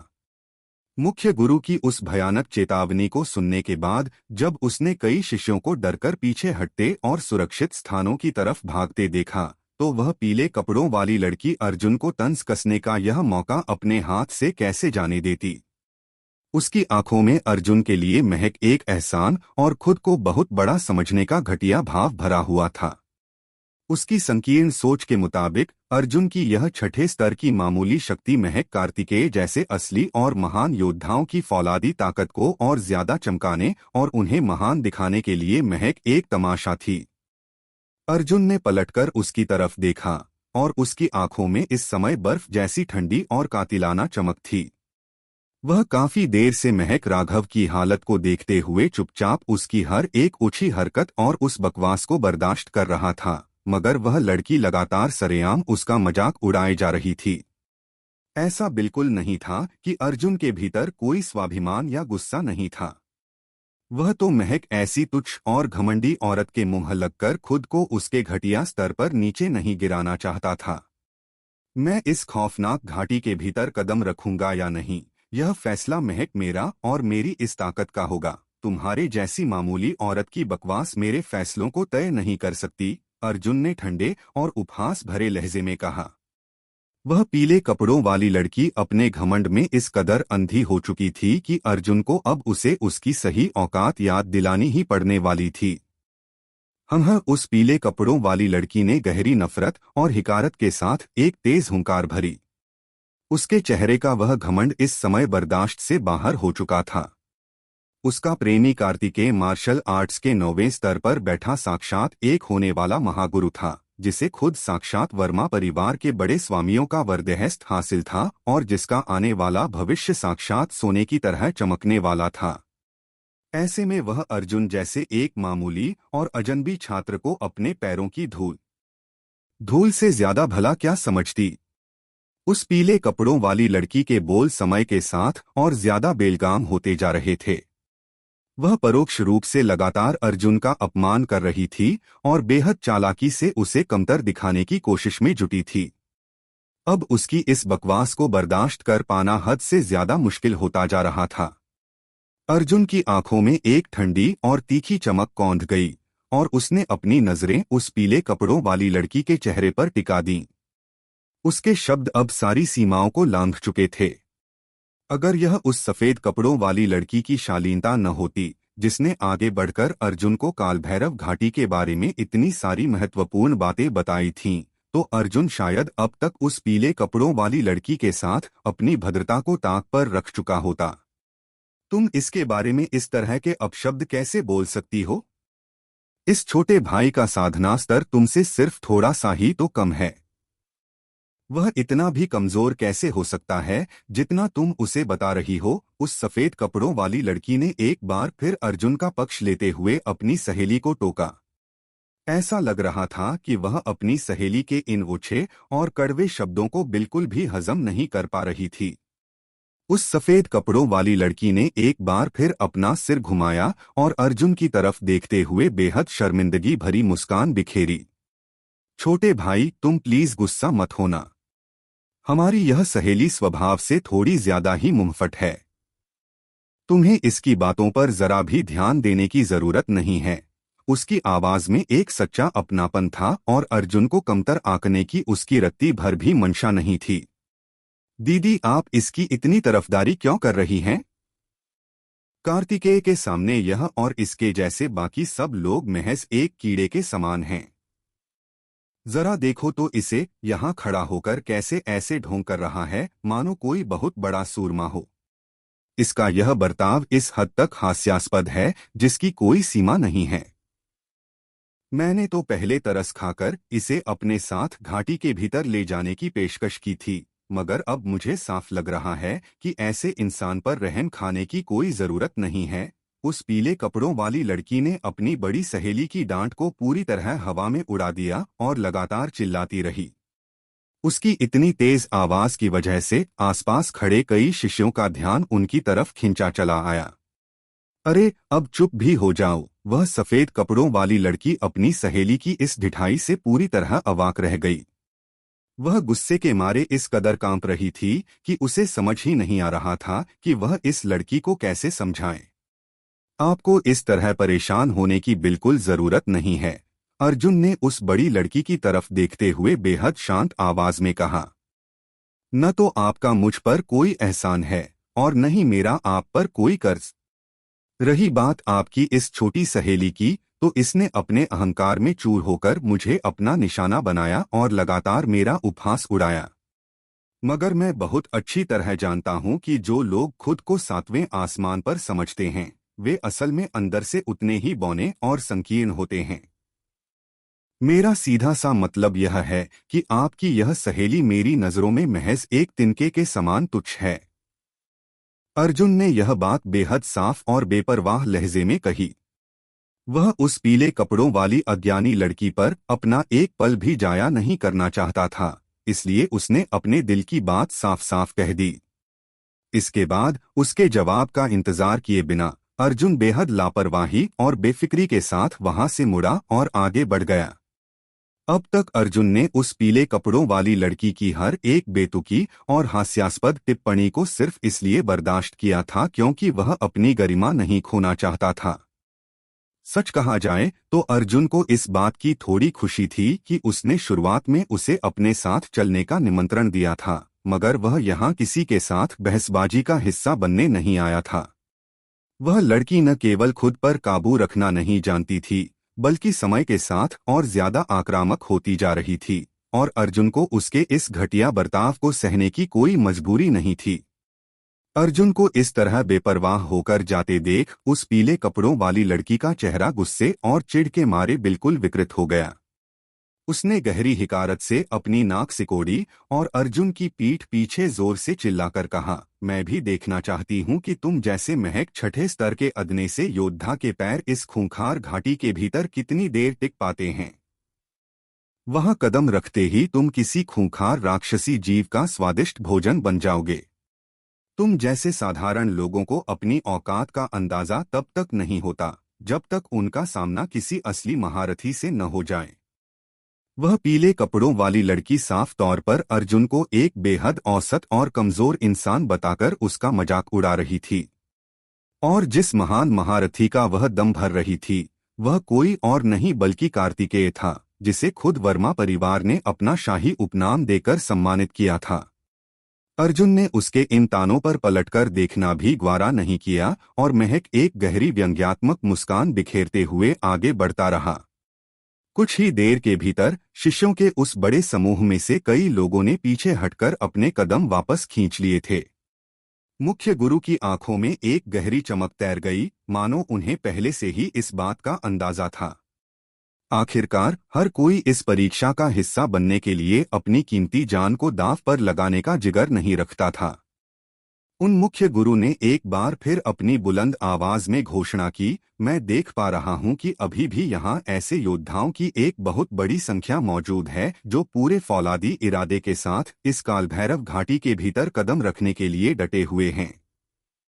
जैसा कि तुम सब जानते हो, इस घाटी के भीतर कदम रखते ही तुम्हें सिर्फ और सिर्फ अपनी खुद की काबिलियत और ताकत पर भरोसा करना होगा। यह तुम्हारे जीवन की साक्षात लोहा और खून से लिखी जाने वाली अग्नि परीक्षा है।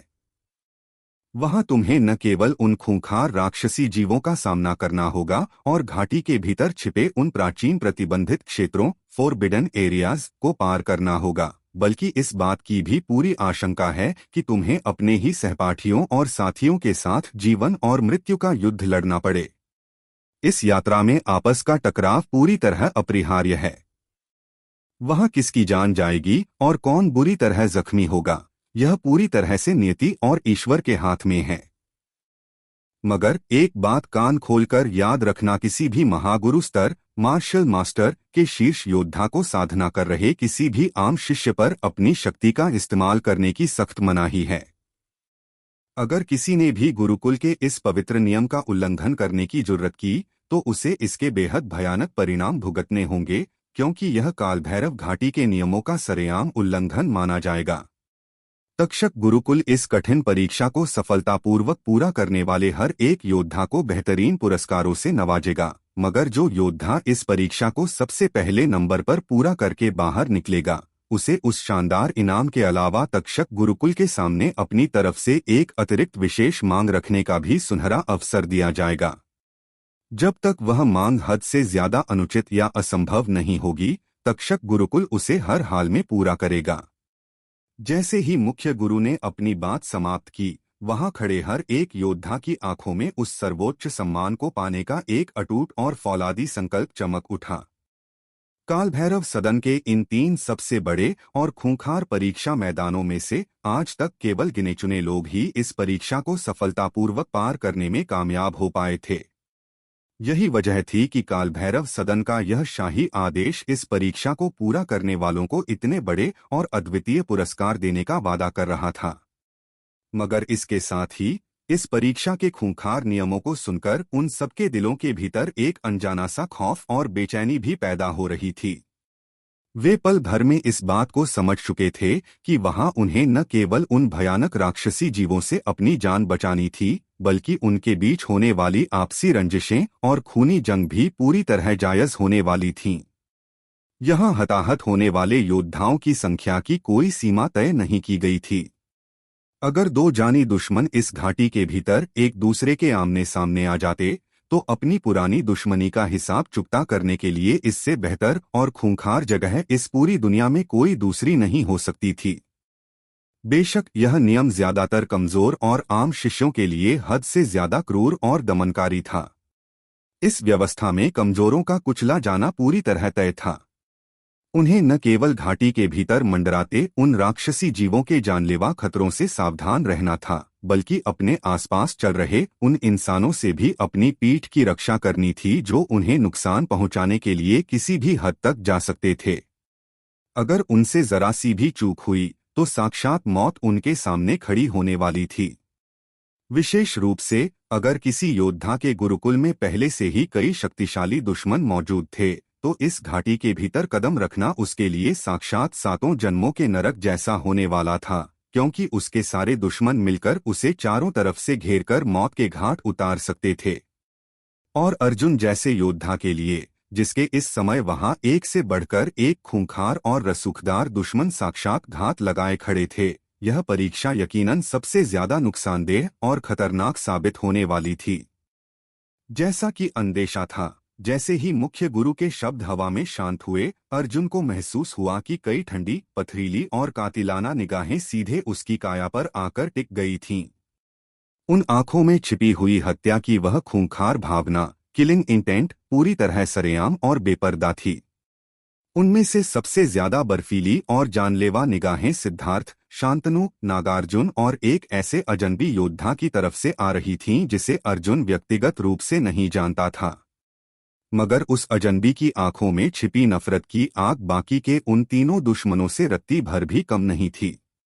साफ था कि उसके दिल के भीतर भी अर्जुन के लिए कोई बहुत गहरी और पुरानी दुश्मनी सुलग रही थी। मगर अर्जुन ने उन सबकी उन कातिलाना निगाहों को पूरी तरह से हवा में उड़ा दिया। अगर वे उस पर हमला करने की हिमाकत करते तो उसे अपने बचाव में तलवार उठाना बहुत अच्छी तरह आता था। जब ये लोग दिन रात महक उसकी जान लेने के ख्वाब सजा रहे थे तो ऐसे कायरों से डरने का भला क्या औचित्य था। अर्जुन का यह सीधा सा असूल था, जो भी उसकी जान लेने आगे बढ़ेगा वह उसे साक्षात यमराज के पास भेजने में एक पल की भी देरी नहीं करेगा। अब तुम सब एक साथ घाटी के भीतर प्रवेश कर सकते हो, मुख्य गुरु ने बुलंद आवाज में आदेश दिया। आदेश मिलते ही योद्धाओं की अनगिनत आकृतियां तेजी से उस कालभैरव घाटी की तरफ दौड़ पड़ी। उनकी आंखों में इस नई और खूंखार चुनौती का सामना करने का एक अजीब सा उन्माद और उत्साह साफ झलक रहा था। जैसे ही अर्जुन ने अपना अगला कदम आगे बढ़ाया और उस दौड़ती हुई भीड़ के पीछे पीछे चला, आसपास के कई शिष्यों ने उसकी तरफ गहरी हिकारत और उपहास की नजरों से देखा। उनकी नजरों में छठे स्तर के एक मामूली योद्धा का इस कालभैरव घाटी के भीतर कदम रखना साक्षात खुद चलकर अपनी मौत के कुएं में कूदने जैसा था। बहुत तेजी से आगे बढ़ते हुए वह विशाल जनसमूह एक जादुई पारदर्शी दीवार हॉलोग्राफिक बैरियर के आर पार निकल गया। जैसे ही उन्होंने कालभैरव घाटी के भीतर कदम रखकर पीछे मुड़कर देखा, घाटी के बाहर का वह पूरा नजारा पल भर में गायब हो चुका था। इस अद्भुत नजारे ने इस बात को पूरी तरह साबित कर दिया कि कालभैरव घाटी इस बाहरी दुनिया से पूरी तरह कटी हुई और अलग थलग थी।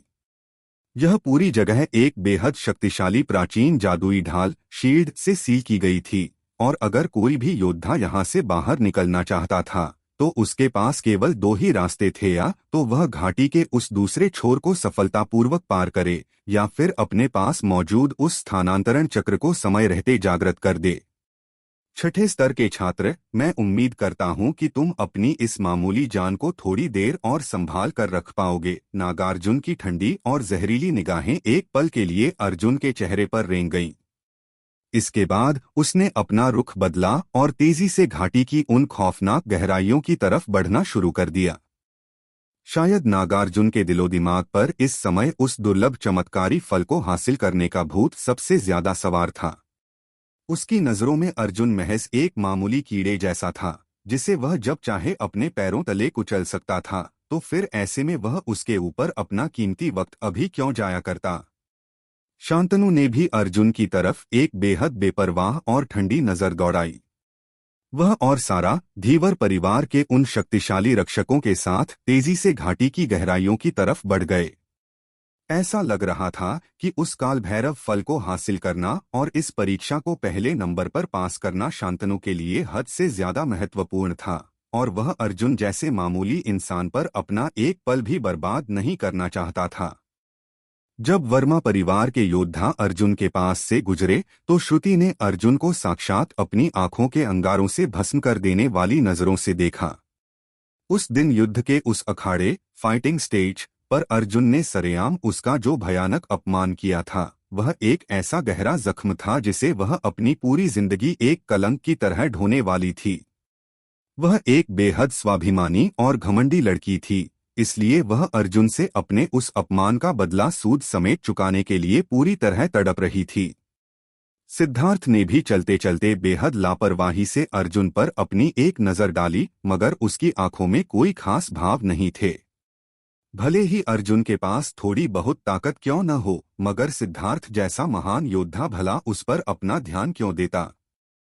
वह मार्शल आर्ट्स के महागुरु स्तर का एक ऐसा छठे स्तर का शीर्ष योद्धा था जिसने अपने भीतर द्वितीय युद्ध मर्म सेकेंड वॉर स्पिरिट को सफलतापूर्वक जागृत किया था, और वह महागुरु स्तर की उस रैंकिंग में तीसरे स्थान पर काबिज था।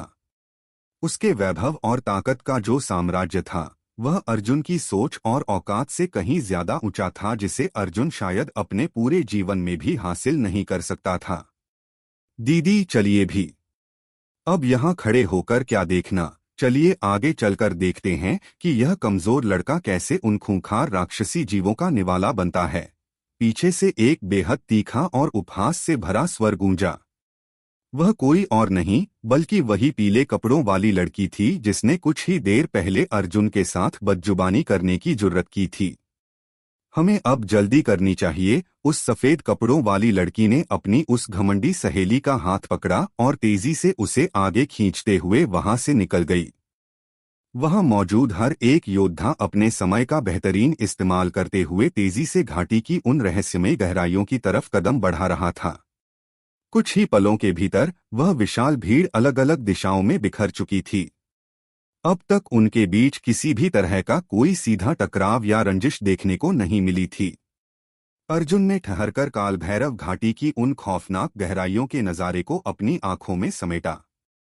पहाड़ों की उन विशाल श्रृंखलाओं के बीच घने और डरावने कोहरे की सफेद चादर लिपटी हुई थी, जो उस पूरे मंजर को हद से ज्यादा रहस्यमयी और खौफनाक बना रही थी। अर्जुन ने अपना अगला कदम आगे बढ़ाया और पूरी दृढ़ता के साथ घाटी की गहराइयों की तरफ चल पड़ा। न जाने कितना वक्त बीत चुका था, तभी अचानक दूर क्षितिज से किसी बेहद खूंखार जीव के दहाड़ने की भयानक आवाज गूंज उठी। उस आवाज के भीतर साक्षात खून की प्यास और वहशीपन साफ महसूस हो रहा था। हवा के भीतर एक अजीब सी राक्षसी ऊर्जा और खून की गंध तैरने लगी थी। राक्षसी जीव अर्जुन ने अपनी भौहें सिकोड़ी। उसे इस घाटी के भीतर कदम रखे अभी महज कुछ ही मिनट हुए थे, मगर यहाँ के खूंखार राक्षसी जीवों ने पहले ही चारों तरफ अपना डेरा डालना शुरू कर दिया था। अगर उसे इस परीक्षा को हर हाल में पार करना था, तो उसे ऐसे न जाने कितने ही वहशी राक्षसी जीवों के खूनी शिकंजे से बचकर निकलना ही था। अर्जुन बिना किसी झिझक के आगे बढ़ता रहा। उसने अपने सामने फैले उस बेहद घने और डरावने जंगल के रास्ते को पार किया और आगे चलकर उसे एक खुला हुआ बड़ा मैदान दिखाई दिया। मगर उस मैदान के बीचों बीच जमीन पर कुछ इंसानी लाशें बिखरी पड़ी थीं। उनके जिस्म बुरी तरह से क्षत-विक्षत हो चुके थे और उनके चेहरों को देखकर साफ अंदाजा लगाया जा सकता था कि वे बेहद तड़प कर और खौफनाक मौत मरे थे। अर्जुन ने पल भर में भांप लिया कि ये वे ही बदनसीब शिष्य थे जो कुछ ही देर पहले उसके साथ इस परीक्षा का हिस्सा बनने के लिए भीतर दौड़े थे। तभी उसकी नजरें सामने खड़ी साक्षात मौत पर पड़ी तीन खूंखार राक्षसी भेड़िए, डीमोनिक वायलेंट वुल्व्स, उसके ठीक सामने खड़े होकर अपनी डरावनी आवाज में गुर्रा रहे थे। उनमें से एक भेड़िया अभी भी बड़े चाव से एक मृत शिष्य की लाश का मांस नोच-नोच कर खा रहा था। वह पूरा मंजर इस कदर खूनी और खौफनाक था कि किसी भी आम इंसान की रीढ़ की हड्डी में डर का करंट दौड़ जाए। उन राक्षसी जीवों के भीतर छिपी वहशीपन और खून की प्यास किसी भी क्रूर इंसान की सोच से कहीं ज्यादा खूंखार थी। उनमें से दो राक्षसी भेड़िए 8वें स्तर टियर 8 के थे, जबकि उन सबके बीच में खड़ा उनका सरदार पूरे 9वें स्तर टियर 9 का एक महादैत्य था। उनकी फौलादी ताकत सचमुच बेहद खूंखार थी और जमीन पर बिखरी पड़ी वे कटीफी लाशें उनकी इसी क्रूर ताकत की गवाही दे रही थीं। उस 9वें स्तर के महाभेड़िए ने अर्जुन को देखते ही गुस्से के मारे एक भयानक दहाड़ लगाई। पल भर में उन तीनों वहशी जीवों ने अर्जुन की मौजूदगी को भांप लिया और वे अलग अलग दिशाओं से हवा में छलांग लगाते हुए सीधे अर्जुन की तरफ झपट पड़े। मगर अर्जुन के चेहरे के भाव इस समय बर्फ की तरह बिल्कुल ठंडे और अडिग थे। उसके सामने हवा में अचानक एक बेहद चमकदार और जादुई रोशनी कौंधी और पलक झपकते ही साक्षात चांदी का शौर्य भाला, ड्रैगन करेज सिल्वर स्पीयर, उसके हाथों में प्रकट हो गया। उसके पूरे बदन के भीतर उस चांदी के भाले की दिव्य ऊर्जा तरंगे पागलों की तरह दौड़ने लगीं और उसके चारों तरफ उस भाले की संहारक जादुई आभा, स्पीयर एट्रीब्यूट का एक भयंकर चक्रवात सा बनने लगा। घुर्रर बाईं तरफ से झपट रहे उस 8वें स्तर के राक्षसी भेड़िए ने हवा में ही अपने विशाल और खंजर जैसे नुकीले पंजों को अर्जुन का सीना चीरने के लिए आगे बढ़ाया। उसके उस वार के भीतर इतनी भयंकर ताकत छिपी थी कि वह किसी भी आम योद्धा के जिस्म के पल भर में 1000 टुकड़े कर सकती था। शौर्य भाला, नाग की तरह प्रहार करो, अर्जुन ने अपने भीतर की पूरी ताकत को समेटते हुए जोर से हुंकार भरी। उसने बिना किसी दया के अपने उस चांदी के भाले से हवा में एक बेहद सटीक और खूंखार प्रहार किया। उस भाले के भीतर से साक्षात एक प्राचीन ड्रैगन के दहाड़ने की भयंकर आवाज गूंज उठी और एक साक्षात काल जैसी विनाशकारी रोशनी हवा को चीरते हुए आगे बढ़ी। महज 1 सेकंड के भीतर अर्जुन के उस अचूक भाले ने बिना किसी रुकावट के उस राक्षसी भेड़िए के माथे के ठीक बीचों बीच ग्लैबेला गहरे सुराख कर दिया और घाव से खून का एक भयानक फव्वारा हवा में फूट पड़ा। वह राक्षसी भेड़िया दर्द के मारे एक आखिरी डरावनी चीख मारकर सीधे अर्जुन के कदमों में ढेर हो गया। अपने एक साथी को इस तरह पल भर में तड़पकर मरते देख बाकी के वे दोनों राक्षसी भेड़िए गुस्से के मारे पूरी तरह पागल हो उठे। उनके पूरे बदन से साक्षात प्रलय जैसी एक बेहद हिंसक और खूंखार ऊर्जा चारों तरफ फूटने लगी और उन्होंने अपना डरावना मुंह खोलकर अपने उन खंजर जैसे नुकीले और खून से सने दांतों को अर्जुन के सामने चमकाया। ठीक इसी पल दाईं तरफ खड़े उस 8वें स्तर के भेड़िए ने हवा की गति से अपनी जगह छोड़ी। वह सीधे अर्जुन की तरफ लपका ताकि वह उसे जिंदा चबाकर अपनी भूख मिटा सके। उस वहशी जीव के पूरे जिस्म से साक्षात काल जैसी डरावनी राक्षसी ऊर्जा निकल रही थी, जो आसपास के पूरे माहौल को अपनी चपेट में ले रही थी। ओ दुष्ट जीव, अपनी मौत के लिए तैयार हो जा। अर्जुन की आंखें इस समय बांस की तरह पैनी और कातिलाना हो चुकी थीं। उसके हाथ में मौजूद उस चांदी के शौर्य भाले ने हवा में एक बार फिर बिजली की रफ्तार से एक बेहद खूंखार मोड़ लिया। उस भाले की संहारक शक्ति अब पहले से कहीं ज्यादा भयंकर और विनाशकारी रूप ले चुकी थी। हवा में एक बार फिर किसी भारी चीज के टूटने की भयानक आवाज गूंजी। उस भाले से निकली वह जादुई रोशनी इस कदर पैनी और तीखी थी कि उसने पल भर में उस दूसरे राक्षसी भेड़िए के फौलादी जिस्म को आर पार चीर कर रख दिया। वह विनाशकारी जादुई ऊर्जा उस भेड़िए के जिस्म के भीतर पागलों की तरह घूमी और महक एक पल के भीतर उसके सारे अंदरूनी अंग पूरी तरह छिन्न भिन्न हो गए। वह जीव जमीन पर गिरने से पहले ही साक्षात अपनी मौत के आगोश में सो चुका था।